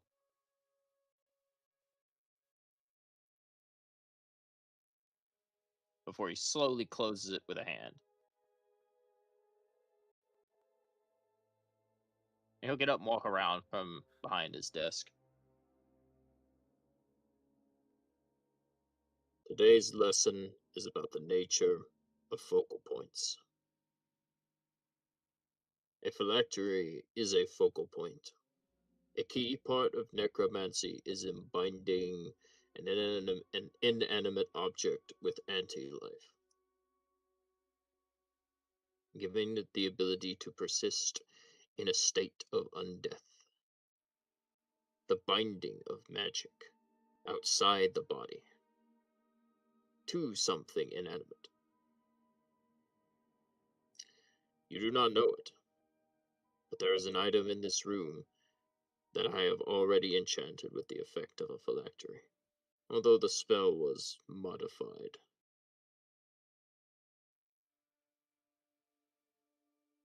And your task today will be to find it.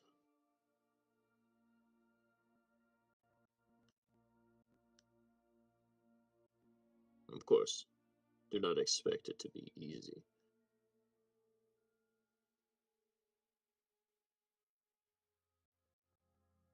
Arcane sense. Detect magic.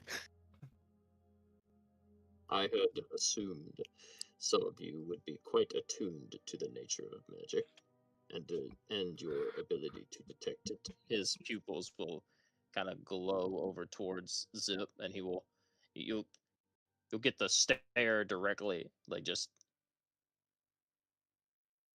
the stare directly at you as you fire off arcane sense. That is why I have enchanted multiple items in this room to trick you.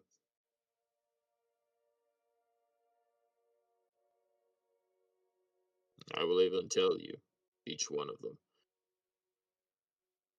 And you have to guess which one is the real one. But before we begin the hunt, I will continue my lecture.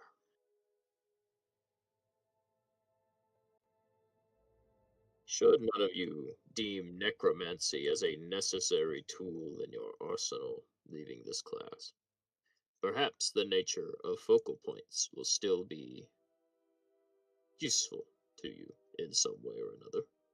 Being able to bind something to an inanimate object so that it does not perish is useful for all schools of magic, not just necromancy. Necromancy merely uses anti-life, the very cardinal sin against life itself. But you can bind other things, such as familiars, to objects, so that should the familiar die, it will instantly re-emerge from the object from which it is attached to. That is why this is always the first lesson that I teach.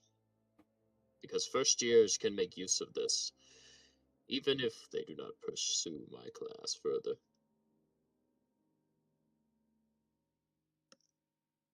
But we will go into darker things much later, further into the year.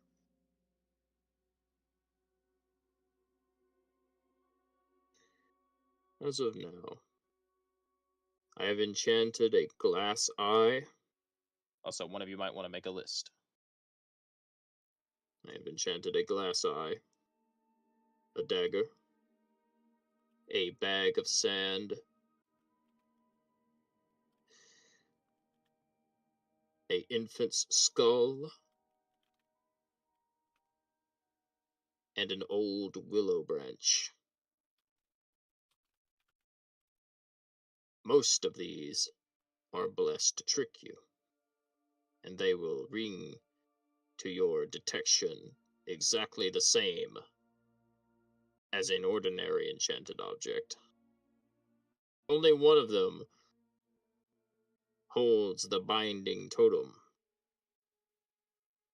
for your task today.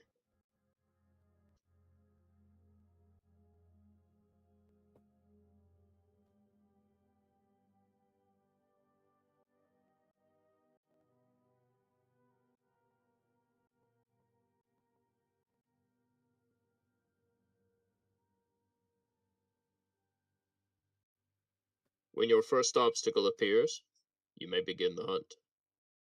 I wish you luck. The professor will sit down, and things will grow tense as you kind of wonder what he means by obstacle. But the class remains fairly stoic, and some students begin to turn their heads and kind of look around the room, scanning. And you all sit in mostly silence for about 5 or so minutes until Oh, oh, okay. We're waiting for the cue. waiting for the cue.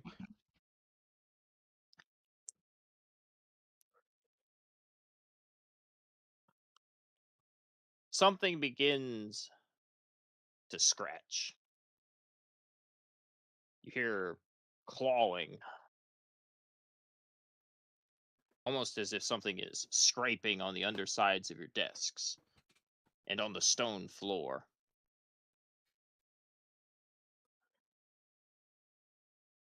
Whoever has the whoever has a passive perception of at least 15 sees some pebbles in the floor start to shift.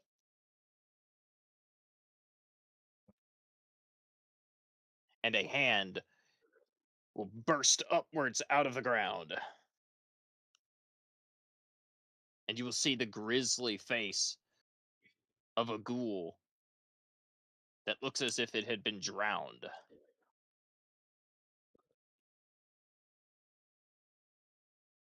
It will rise from beneath the stone holding a sword.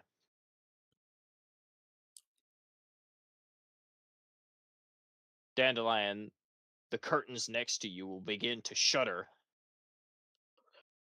And emerging out from them, ghoul bearing heavy armor and a large mace. Man, I haven't even gotten up yet. I haven't gone to rest yet. True. Anyway, roll initiative.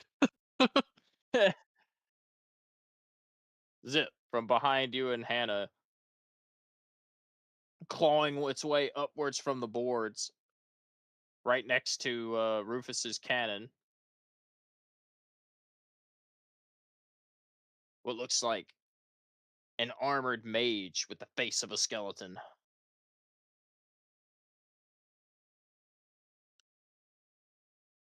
And two more will join.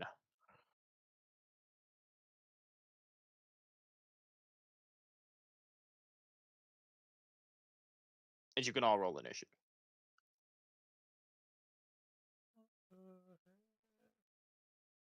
Oh boy. And the We can skeletons roll from 2013. No encounter. True. No, it's true. DM's throwing?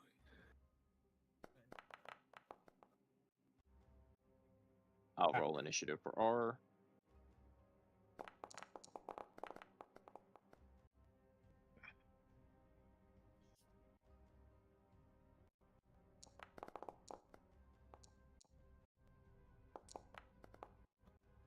Ooh.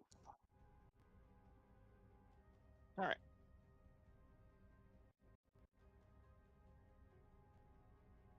This guy.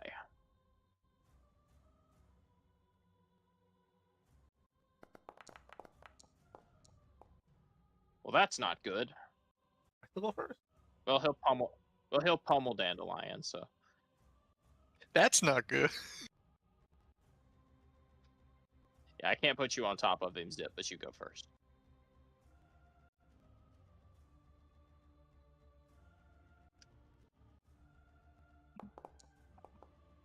Okay.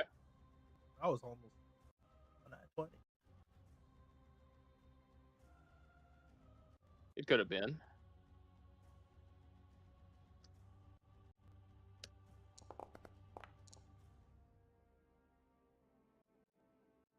these guys are fast. All right. Let me move to Zip. There we go. I'll put him at 17 so that he's below you, Zip, since there's nobody in 17 slot. Alright. As initiative begins and the students all around you begin to kind of look around nervously and start to scramble to try to find some of these objects that he listed, the professor will say, I told you one of these is a focal object. I hope you find it quick. The souls are hungry, and there is more than 5 inside of it. Wait, read that last part one more time.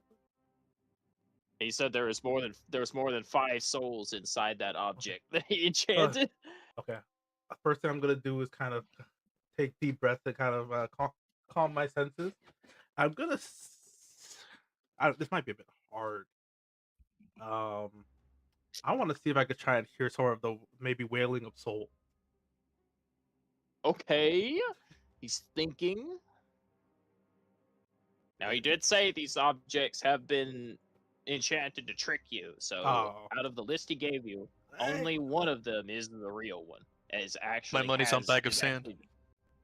Yeah, there's only one that is the catalyst that is actually producing these undead. But you can still try, Zip. You can try. But you might eliminate a couple. Like, surely they're not all created equal. Okay. Some are I'll- probably just some easy red herrings. Make me an Arcana check. Logger. The DC will be quite high. Hey, that's pretty good. Like 24. All right. You close your eyes and you hear the mortified screams of the damned, of warriors and spellcasters felled in battle long ago, lost souls consumed by your professor, considering he said that he is a lich without a phylactery, meaning that he persists solely off the consumed lives of others. You get the sense that the items over here next to R, here I'll mark them. I will mark them with a tile.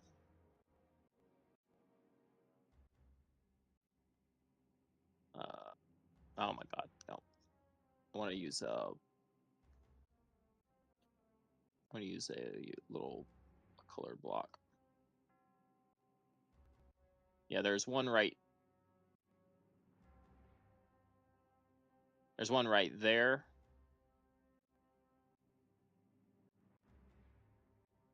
But that one's fake. Okay. There is one in this corner here that is also fake.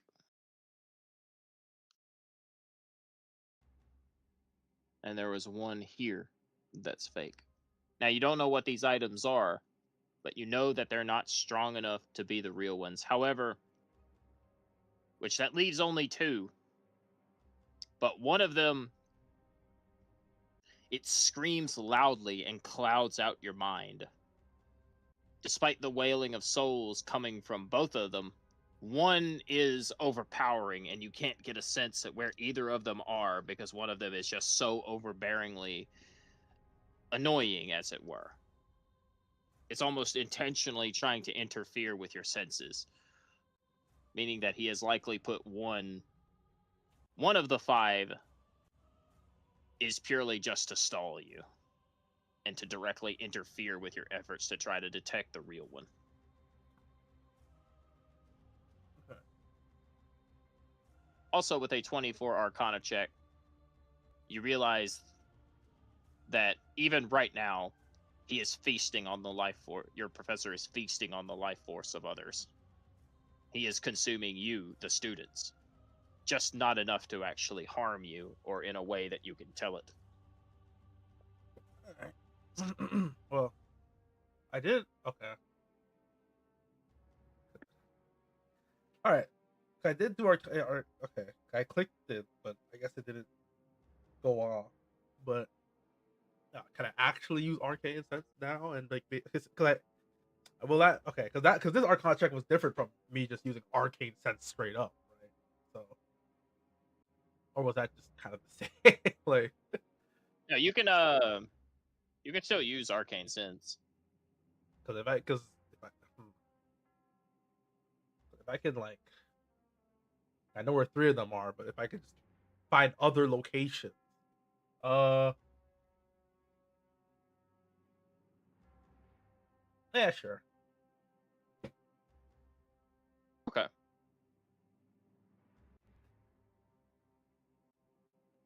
You arcane sense, and let's see. You opened your mind to detect what you haven't. And as you extend your senses outwards, you take a deep inhale and you are met by a horrific odor. An intense smell that almost is absolutely overbearing. You nearly vomit just from the depth of the necromancy involved. Coming from this chest directly in front of him. Okay. but there's still. Oh, wait. Still one more. Still one more on this. I'm not detecting. Alright. True. The professor will look back down now that he feels like he has given you all the information that you could need. He'll look back down and he will continue writing in his tome. Okay.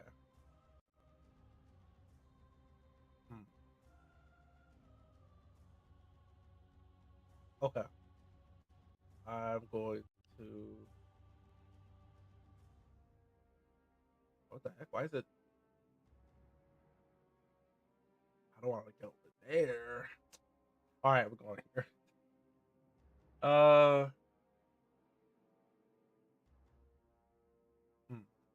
Yeah, I'll just move over Okay, you move. here. And I'm going to activate this.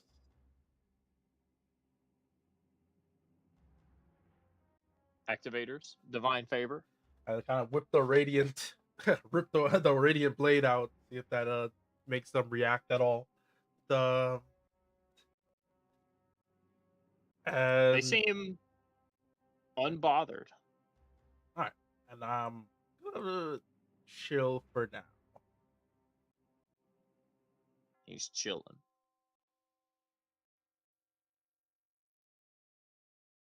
All right. Dandelion. The withered gauntlet will hoist his mace up onto his shoulder. He doesn't have to. And he will give a charging stomp towards you. He Yeah, grips it's it in both hands. It's a good thing there's this big balcony above it, right? True. He jumps over the balcony and does a plunging attack. Ah! Yeah, he steps on the railing and just leaps off the other side. Damn, he's Coming fucking down Dark on you Souls with 3 his minus. mace. I think that misses, actually. It misses. He's Damn, ass. it does miss. He is ass. True.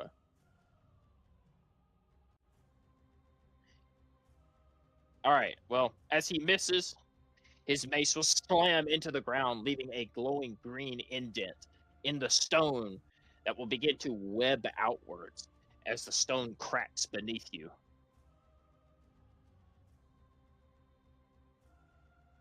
With his bonus action, he will throw out a fierce fist, thrusting his gauntlet. It's called the gauntlet for a reason, as he thrusts his gauntlet outwards in an attempt to punch you. That hits you. You take a d4 damage. You take 8 damage.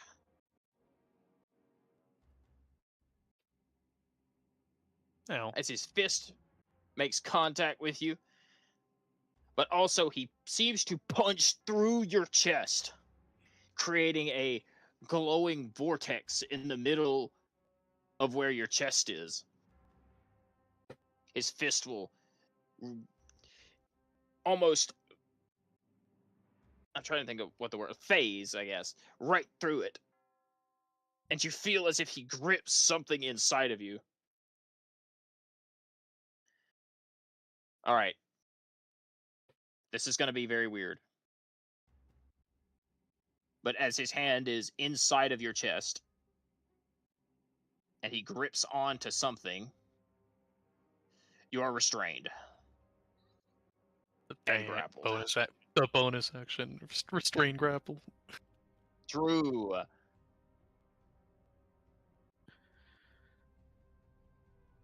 And that'll be all for his turn.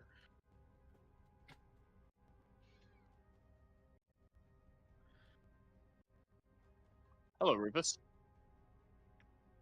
He doesn't have to. He will walk up to you, his tongue hanging from his mouth.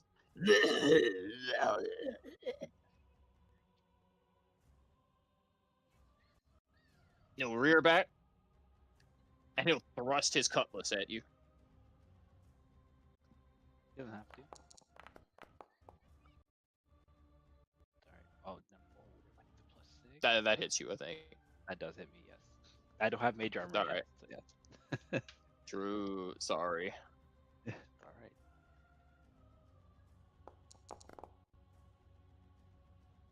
You take 5 damage.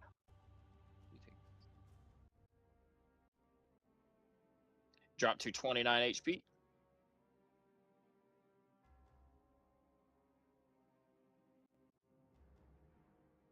What are you concentrating on? Weird. Good question. Detect magic. Oh, from when I used it. I'll just- Oh, true. Well, that would have ended anyway. Yeah.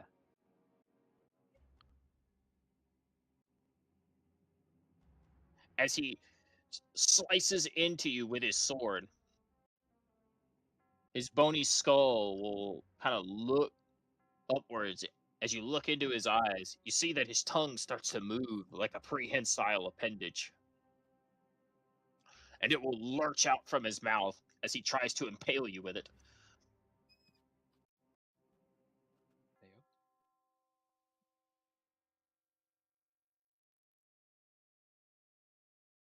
So I don't have like my weird little status effect triangles and stuff like that, like I did on map tools. So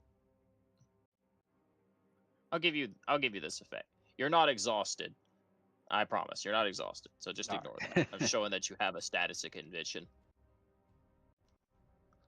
As he cuts you with his sword, you feel your body suddenly become wet and drenched with swampy water as your clothes seem to suddenly get soaked through. And his tongue lurches forward, almost excitedly at the fact that you're soaking wet.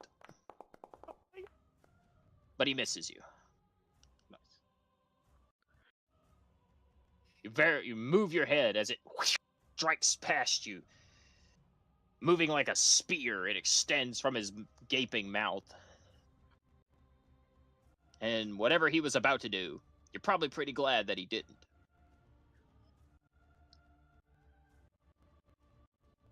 This one will use its action to dash. Actually, it can make it to Hannah. It will run up to Hannah, and it will make a cutlass attack against her as well.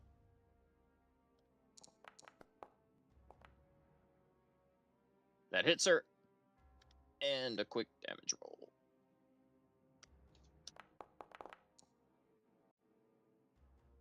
She takes 7 damage. And he will also do the tongue piercer. As she also succumbs to the effects of whatever the watery effect from his blade does. But his tongue strike misses, as she manages to narrowly avoid it by diving to the floor. Alright, Rufus, your turn. Small. Gary. I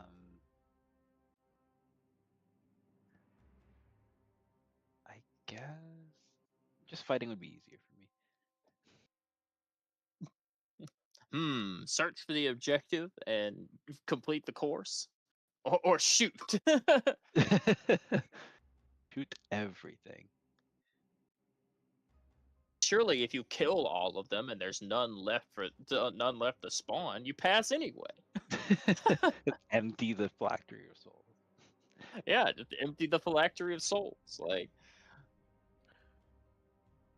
All right. So I guess Zip's spell, if he told us, identified the 3 that are fake. yeah, these the ones behind you are where you're standing, Rufus, are all fake. So like up here, that's a red herring, that's a red herring, and that's a red herring. Was This that one is this a exudes team effort? Oh, Yes, I it don't is. know. That- Okay. that's- Oh, it's team okay. effort. Okay, fine. Then I tell. All right. This exudes a strong stench of undeath that is overpowering, almost enough to puke, and there's a fifth one that Zip cannot sense, despite using his innate magical senses. He comes up with nothing across the board for the last one. This one might not be fake, though. It's just he can detect this one, but there's also one that's muddling senses as well. And I guess the 3 that are fake, I don't know what they are. Like, I don't know if it's like the class I. I just know that there's fake things there. Yes. Oh, okay. You also don't know if it has the capability to jump between them. Well, that's less Like, if it can move, if it can teleport on its own and switch places with them. Smile. How far away is this? I'm going to. I guess I'll take the opportunity attack. I just Misty Step. No, just Misty Step. I will bonus action Misty Step.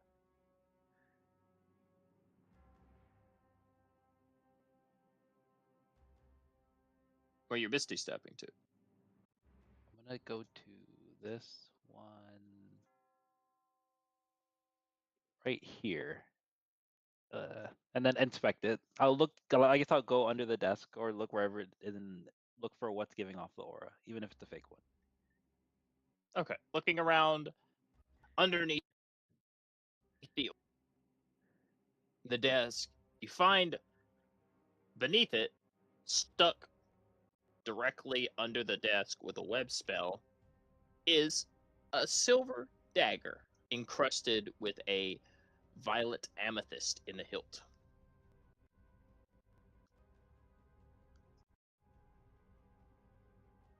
Okay. So this is a dagger. Can I break the jewel? Or can I attempt to break the jewel? Sure. I'll just put it on the ground and shoot at it.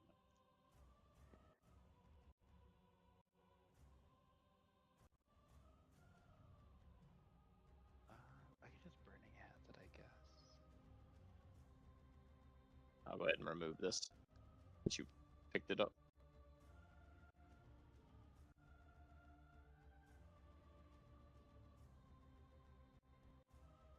He's thinking. I guess chill touch wouldn't do anything. I don't have anything radiant.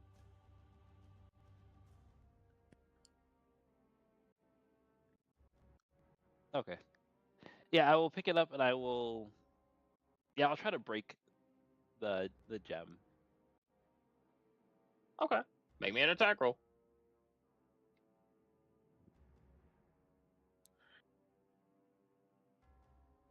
Don't miss.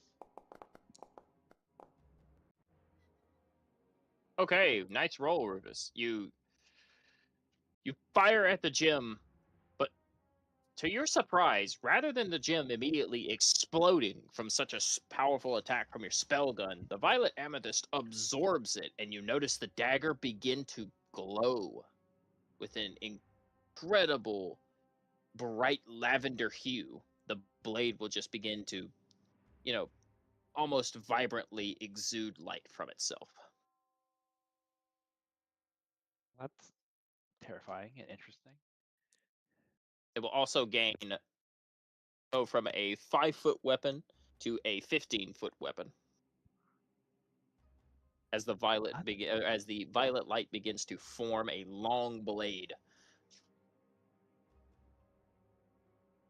Well, not quite what we had in mind, but interesting item. And then with do I need my other attack to do anything?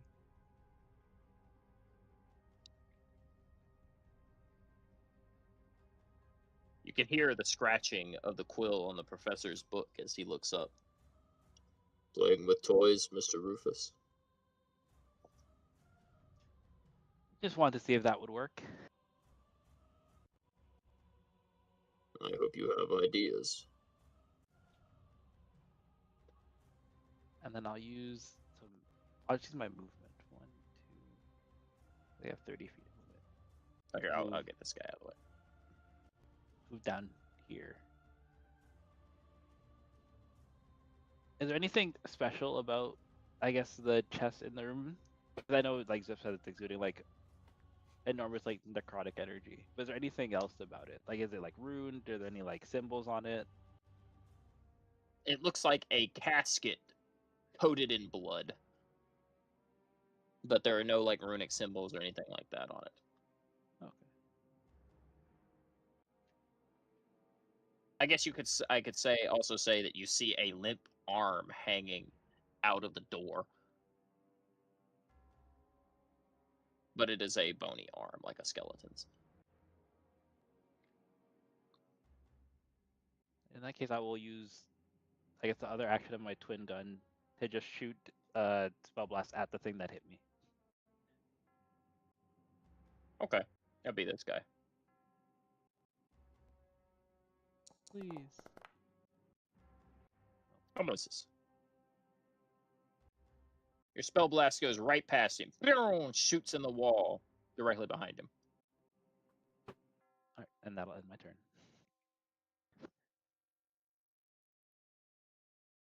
Dandelion, you are grappled and restrained, but you can still speak. And move your arm. Yay.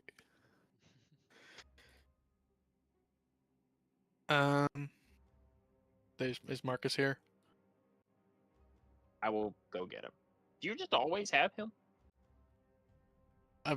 Well, it's fine. It's a steed. I'm not sure if we're just keeping him in the rooms, is what I'm asking. Oh, I mean, I didn't know if Find Steed works like Find Familiar, where he just always exists. You can just summon him every day, but it lasts like I think all day. If it lasts all day, then that's totally cool. Yeah, there he is. Haha. I'll double check. But yeah, I think it just lasts as long as he's like living. Yeah, I mean, even if it's like 8 hours, you're still good.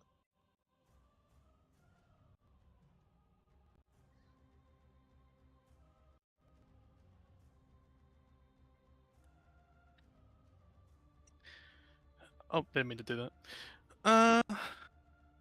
He's healing. He's healing. No, he's not. Because I don't have any healing. Sad. Not yet. Not yet.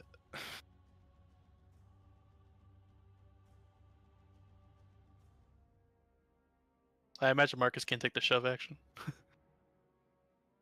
No, he's a steed. He does not have hands. Fair enough. If I force move him, does that break me from the grapple? Not this grapple. Just specifically this grapple?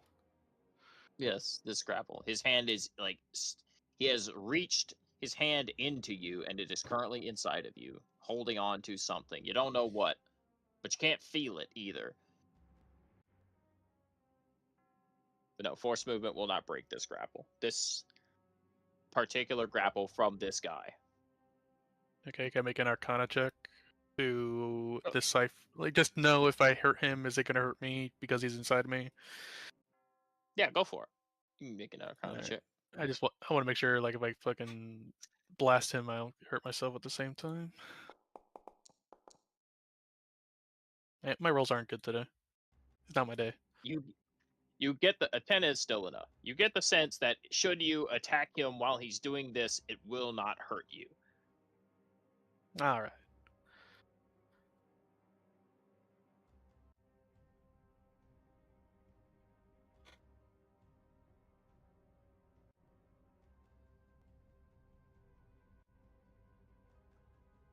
Call lightning. Okay. Well, okay, the just the entire whole room. The whole room. All right, I guess he'll make a dex save.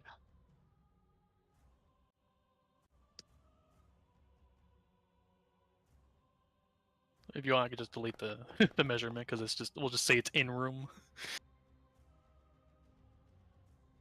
All right, he fails. 7. I'll just Go ahead, roll damage. All right.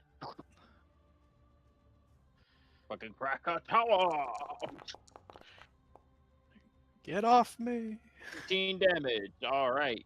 You deal 19 damage, but he doesn't seem like he cares all that much. I mean, he moves, like you strike him with lightning and he flinches, but he does not release his grip, nor seem like he is injured to the point of caring. Well, that's unfortunate. Now, that hurts, yeah. All right.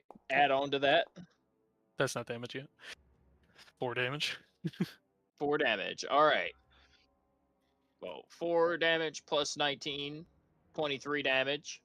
Pretty good damage, but his durability seems to be quite mighty as he soaks it up.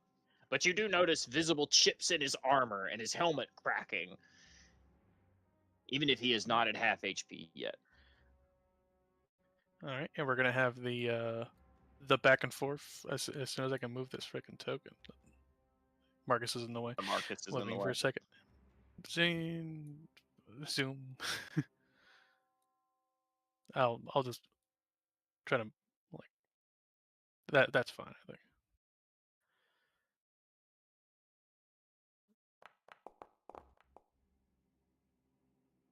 That 14 hit. misses. Figured. Your little ram tries to headbutt him in the shin, and all you hear is just a bing on his armor.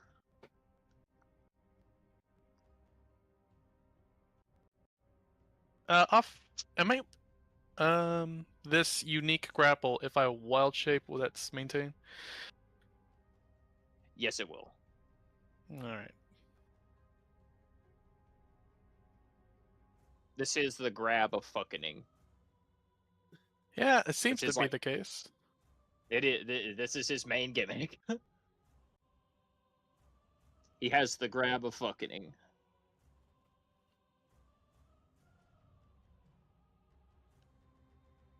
All right, and I'm going to summon the hawk. Okay.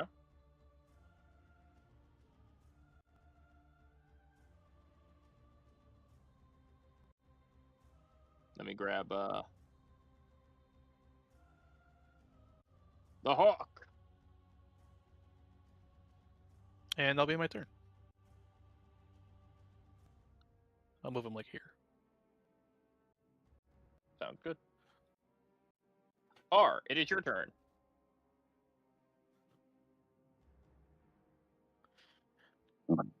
Alright. I crack my neck to my knuckles. Time to battle. Can I sense who the strongest creature is? Yes, you can. Just being a paladin and pretty familiar with undead, you know that the strongest one is this guy physically. Here we go. Like this guy. Physically, he is the strongest one. Perfect. Then let's see. What attack should I do?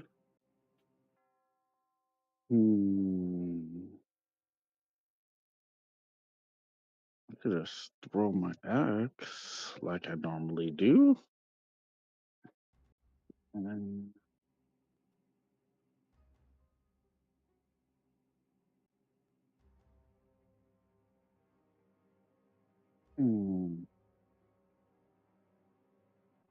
I think I asked this before. I just can't remember. It's not possible to throw my axe and scorching ray at the same time, could I? That is correct. You cannot do that. Okay. Because Scorching Ray is a magic action. Then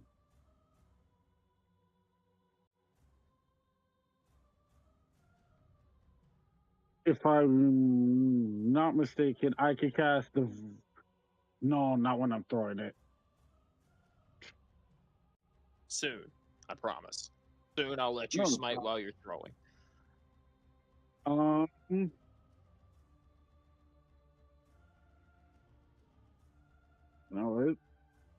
am I too far to run up to it, or Yes. Then I'm just going to throw my axe at it and attack it. Okay. I'll give it Actually, advantage. Okay. actually, Dandelion's giving you advantage.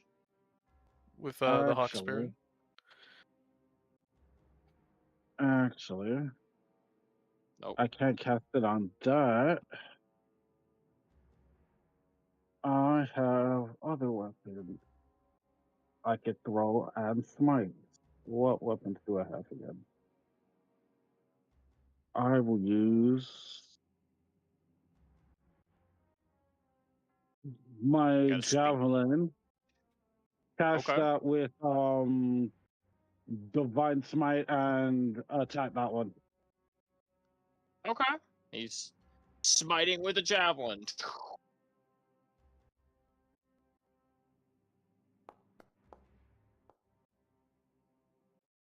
Oof. Unlucky. That misses. Should have advantage, right? True. Oh, it does have advantage. That's right. Hawk. Thank you, thank you. Band of the Hawk.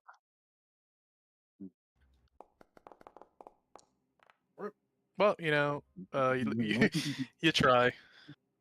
Well, I mean, at Not least he a has 2 little attacks, bit. right? And it doesn't eat his smite if he misses. Or did you want to do it again? Would I have better chance of just throwing my axe without smiting it? Mm, not really. No, like your axe Okay. just would give you like one more, like +1. So it's not. It wouldn't make that big a difference. Sometimes a +1 makes a difference, but you'd be getting more value in this instance out of if you land the javelin or the spear with the smite. I'm gonna try again. All right.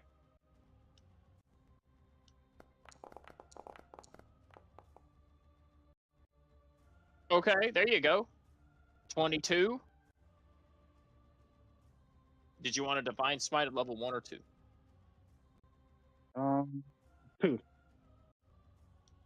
Damn. All right, unloading.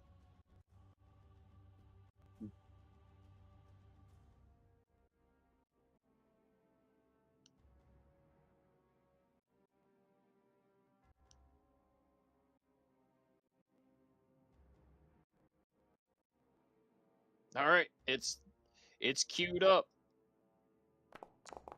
They are undead, but I have a descriptor for this.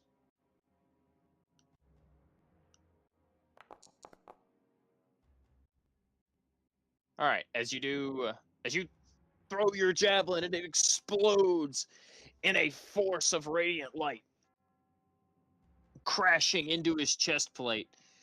You realize that despite them being undead, whatever enchantments. Did I just say Rufus move? Thought I did. Maybe not. Either way.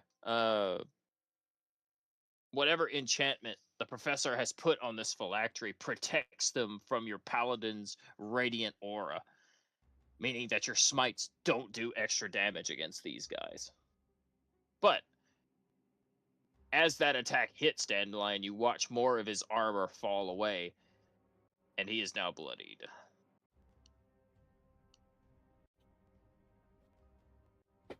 There is no like indicator for half HP, but the withered gauntlet is below half HP.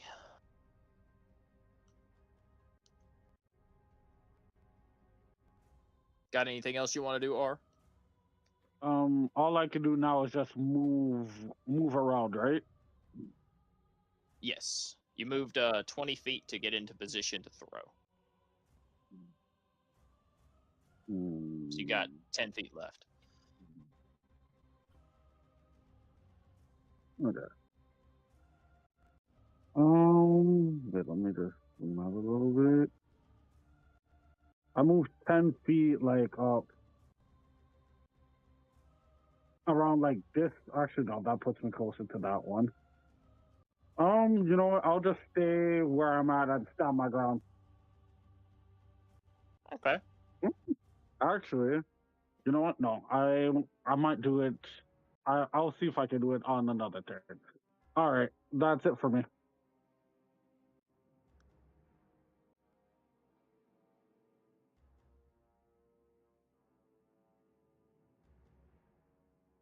Okay. Sounds good.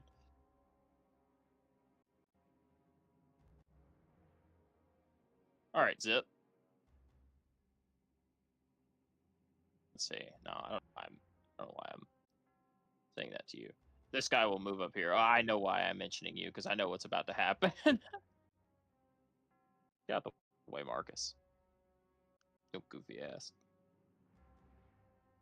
There you go. Stop right there. All right. This skeleton, this withered sorcerer, is going to cast Fear. Which, the reason I said that was because I don't think he's actually going to do that, because I think Zip is going to try not to have that happen. Basically.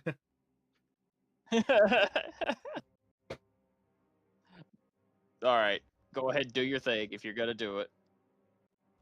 It's the thing. But I'll still put the yeah. All right. He'll make a con save.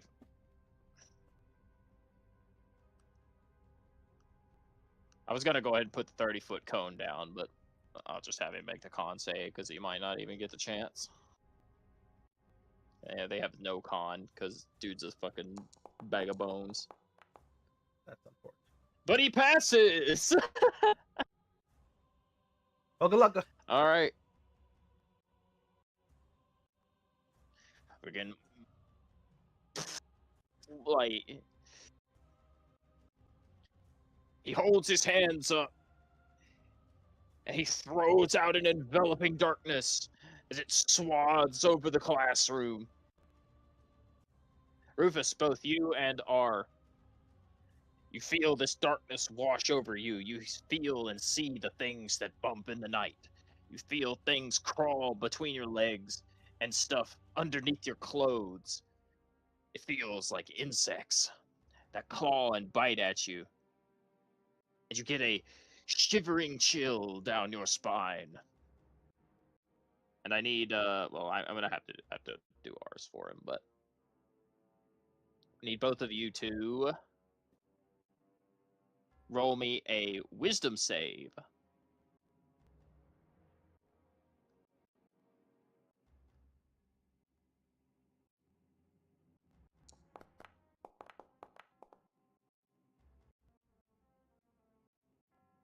Let's see. For Rufus. What's that? -2. That passes. Yeah, for Rufus, that passes. This ain't gonna And be let me see good. what I R am gets. not. I ain't marked. That was a check, not a saving throw. He did. Oh, you're right. You're right. I pressed the wrong thing. There you go. Just. All right. You pass, R. Oh, or is Both smart. of you pass.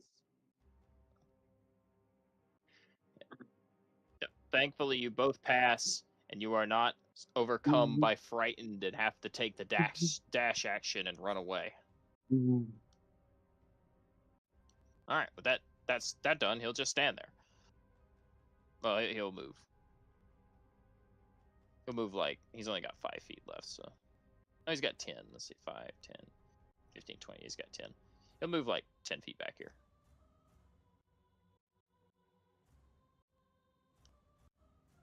All right.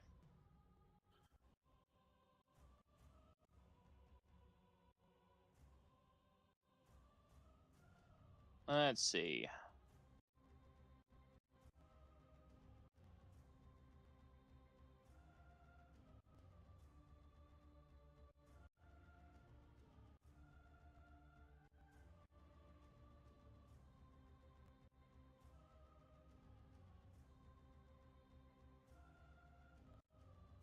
The other one's not really close enough to do much of anything.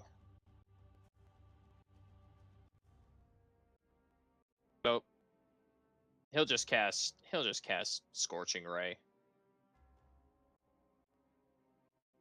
This one right here. He'll cast Scorching Ray. He'll throw one at, since Zip counterspelled this mage. This guy knows you don't have a reaction, so he'll throw a Scorching Ray at you and 2 at R.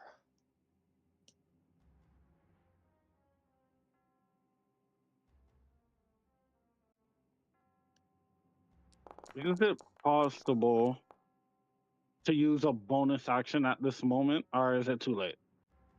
It is too late. It's not your turn. And Okay. also, when you're smiting is a bonus action. Okay. All right. So he rolled 3, 12, and 19. So he rolled. So the one that he threw at Zip misses by default, and the 2 he threw at R, both of those hit.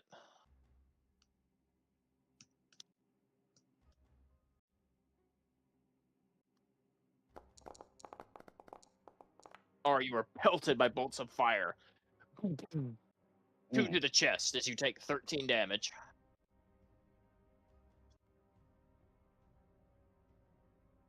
Oh.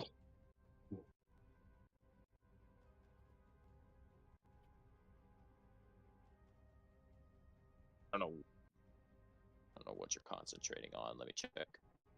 But it's I'll go ahead and go to the next turn. All right, Zip, top of the round. All right. He's gonna start thinking, just trying, looking over the situation, and he's gonna kind of, at least, damn. He's gonna try and think like maybe the one he's missed. I want to look up first. Anything? Nothing on the ceiling except smooth stone. All right. Cool. You got some ideas? I want to see because he said one might be kind of, I don't know, because this one in the chest is kind of might be just kind of doing a little fake C, well, like debating. I'm trying to. He said, okay. I'm going to look at is the professor kind of just watching us? Not really. He just Okay. he writes an illegible script that you can't read from where you're standing in his book, but he'll occasionally just glance up just to make sure nobody's dying, because that, like, he can't have you die in the middle of his class. But as long as nobody's like bleeding out on the floor, he'll just turn his attention back to his writing. You can hear the scratch of his quill, though.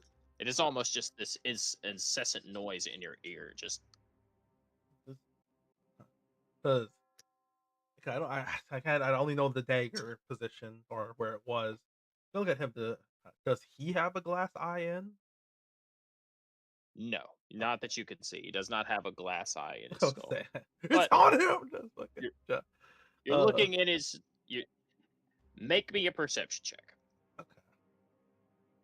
Because you're looking at him.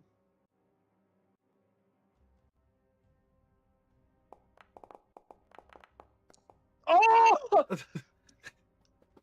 I guess I'm. That's really fucking huge. Okay. He sees. Okay. You see, as he's writing, there's just a faint gap in the middle of his book, beneath some pages where a bookmark lies. Okay. And you notice, now that you're looking really close, while he does have one hand on the quill in his writing, his other hand rests atop the other side of the book where the pages are. You know, one side's the flat side where he's writing, you know, and the other side is kind of folded over where the pages have rolled over. He's got his hand laying on top of it. And amidst those turned pages, you see a small gap where what looks like a bookmark is. Okay. It looks kind of thin kind of twig-like. Oh, okay. I mean, he's also kind of seeing how the wizard's kind of staying back and how there's this little fake out near. He's kind of gathering. He's like, okay, he's gonna gamble it, and he's gonna just run over.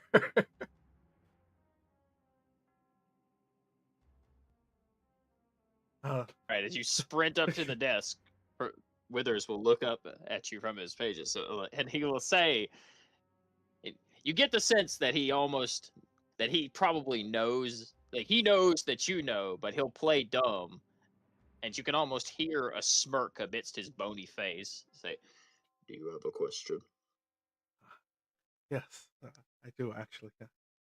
Can I borrow that? And I'm gonna just swipe it out from the book immediately.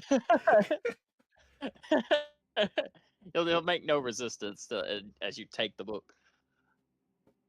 And as you pick it up, a willowed branch twig will fall from it. Very small, almost.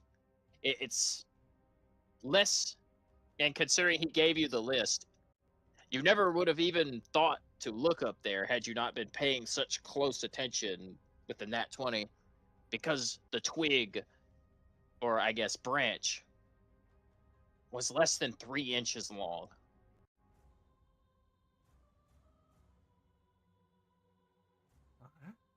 Oh, I guess I'll take the branch and I'll probably I guess because I guess since It's that's so how it ended, frail. I'll just break it. I guess I don't know.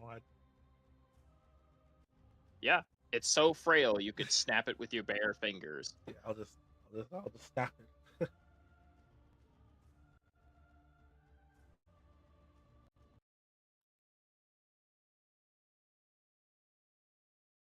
As the twig breaks in half,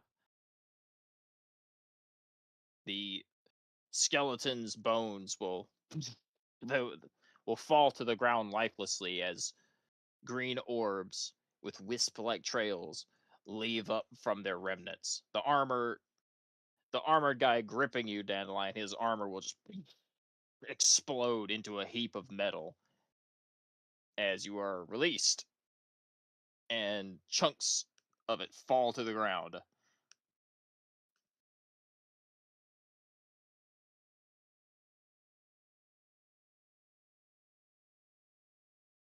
And Rufus, you're looking down, you realize that your clothes are suddenly dry, as whatever the affliction was. I think I have to actually remind me to not do exhaustion anymore. There we go. It's that. That's how I get rid of it. There we go. Yeah, your clothes are suddenly dry, as if they were never wet in the first place. And all of the bodies become lifelessly dead for the second time.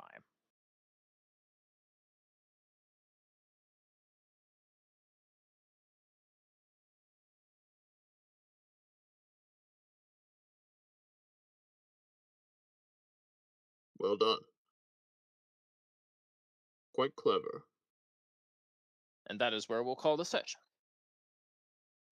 I want to thank you all for joining me. Every week, my Dream Club Live is about the players I haven't wanted DM4, and I hope you all had a good time. We would go a little bit longer.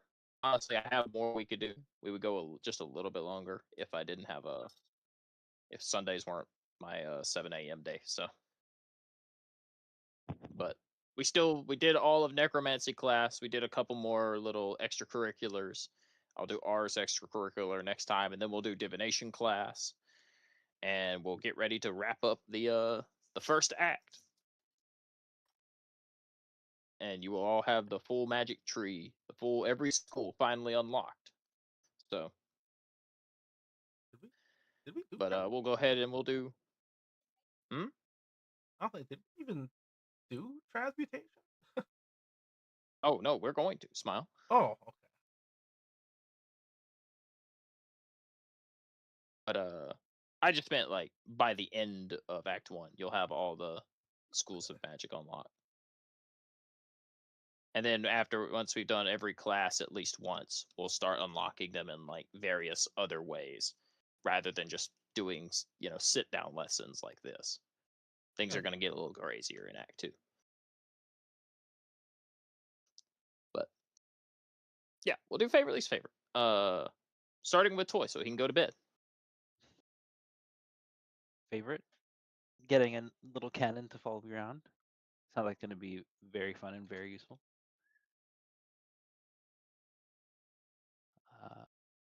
Another favorite was I guess it's the nat 20 on just let me see, and then you see. True.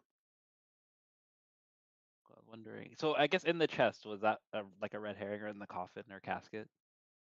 If you had opened the coffin, that was where the infant skull was, and you would have had to make a each one of the items was a magic item that would have cursed you in some way, except the dagger. I kind of made up the dagger one on the fly. That was just improv. But yeah, all the others would have cursed you in some way. And opening the chest, the infant skull would have let out a trap that did psychic damage. I think I had it listed as a 3d8 psychic damage and a wisdom saving throw, and be frightened. Oh, good thing we got the best route. Least favorite, being tired and not as engaged as I would normally want to be. But I will be more well rested next week.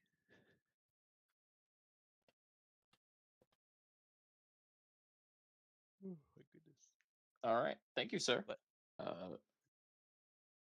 Go ahead. no, I think with that I will head. Oh my goodness. All right. With that, Good I will night, head to bed. Yeah. Have a good Get night, you some guys. sleep. Excellent. Favorite, least favorite. Favorite was when you were doing the voice of that steampunk short character. He When you were doing it was absolutely cracking me up. Um don't have a least favorite, but a question I can't remember. What is my class? You are a paladin. No, not like that. I mean the Oh, you're everybody extracurricular? did, yeah. You are faith into you, which will teach you how to be a stronger paladin and get more in touch with the religious side of your class. Oh, okay. That's pretty much it for me. Nothing else. Pretty chill session. Good to be back this week, and that's pretty much it. All right, awesome. Thank you, sir. Ivy, favorite, least favorite. My rolls were bad today, frankly. That's just how it is. True. You're good at nature? No. Good at arcane? Good at, Also no. good at Enjoy the perception, little, barely. barely, yeah. Enjoyed the little chimera section. Enjoyed the enjoying the lich stuff. Slower session, but it is what it is. Mm. Oh, and least favorite, getting fucking Kali mod right in the middle of the fucking classroom. That was fun. True. Honestly, like what he was going to do next was he was going to like It could still happen, essentially. can it? No, he's dead. uh, Yeah, he was going to rip out a crystallized portion of your life essence, and he was going to crush it, and you would have taken 3d10 plus 5 necrotic damage. that's fun. And you would have also been released from the grapple and the restraint. and then he would have melee attacked you with advantage because he would have absorbed the life essence. Yeah, glad that went that way. Anyway, I don't have anything else to say. I'll pass. All right, Mr. Kai, favorite least favorite. Favorite. As favorite, finding out the thing. Cool. Getting to do that. Um.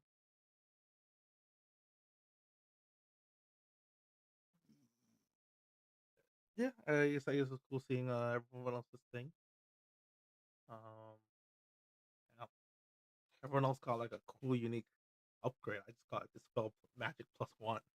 Damn. uh, you know, Less flashy but practical. I guess. Um, uh, the freaking guys, freaking yeah, the steampunk guys, just goofy. That personality. What's that song that even like played? Like, that was like his Oh, theme. Like, okay. you got Like, okay. you can steal that one if you want to. The throat singing or whatever. That's kind of funny. Yeah, hang on, I'll get it for you. But yeah, it's a little necromancy class. Trying to yeah, I guess that's mostly it. I don't know. I felt like it was kind of it was yeah. Session was just kind of just chilling. I guess kind of so yeah. Yeah, that's about it, I guess. Awesome. My favorite. Can I borrow that?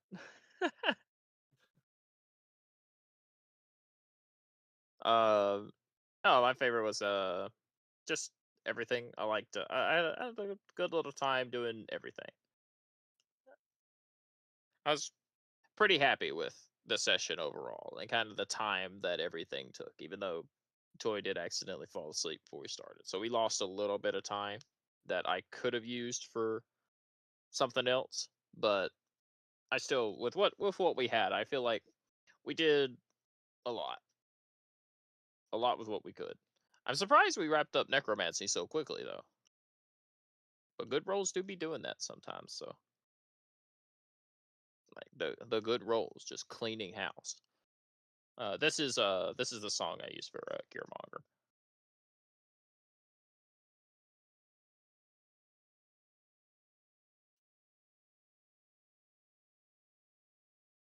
What?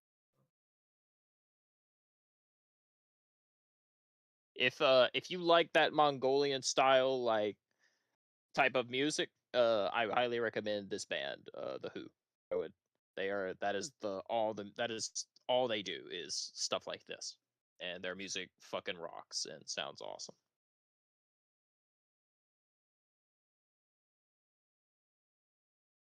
Yeah, very cool group. I would like to see them live, but yeah, that's the song I use for Gearmonger. You are free to steal that. I went through a bunch of their catalog looking for a good one that fit him because I wanted to give him that kind of mountainous atmosphere,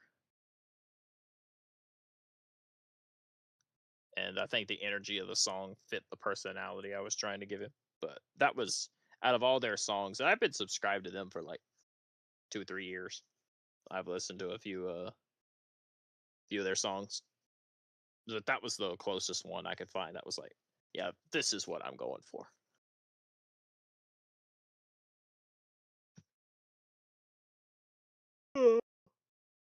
Least favorite.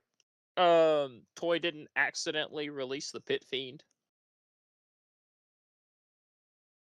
I kind of was thinking he was about to. I thought he would end up accidentally like. Basically, what it was like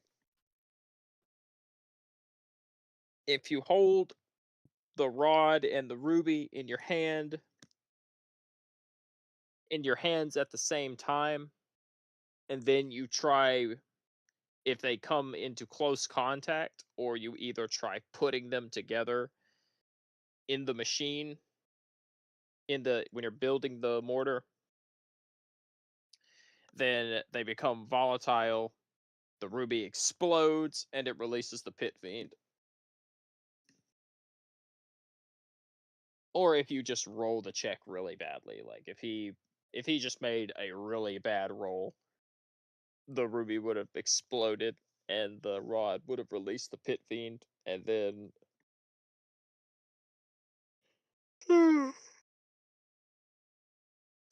I would have had to have Gearmonger step in.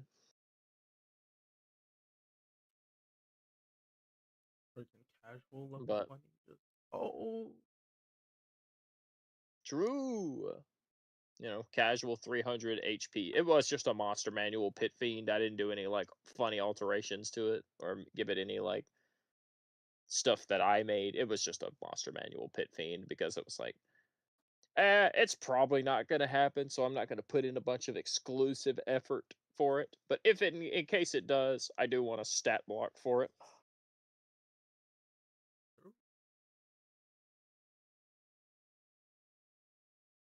But yeah, that was it. I don't have any like least favorites, but we'll start wrapping up Act 1 next session. boy. Hmm. We're still Got doing a that. couple got a couple more classes left. And so probably about to just speed run those. We still is that thing still happening the week after next? The level 20? Nightmare Keep? Yeah, I can do Nightmare Keep. Alright. I do need character sheets though, because it's level 20, so your tokens are gonna fucking take forever to make. Oh. So give me that. All- Give me that. All to do is just has to roll HP. That's it. Alright. Yeah, the fucking fucking King Neptune. You like, give me that.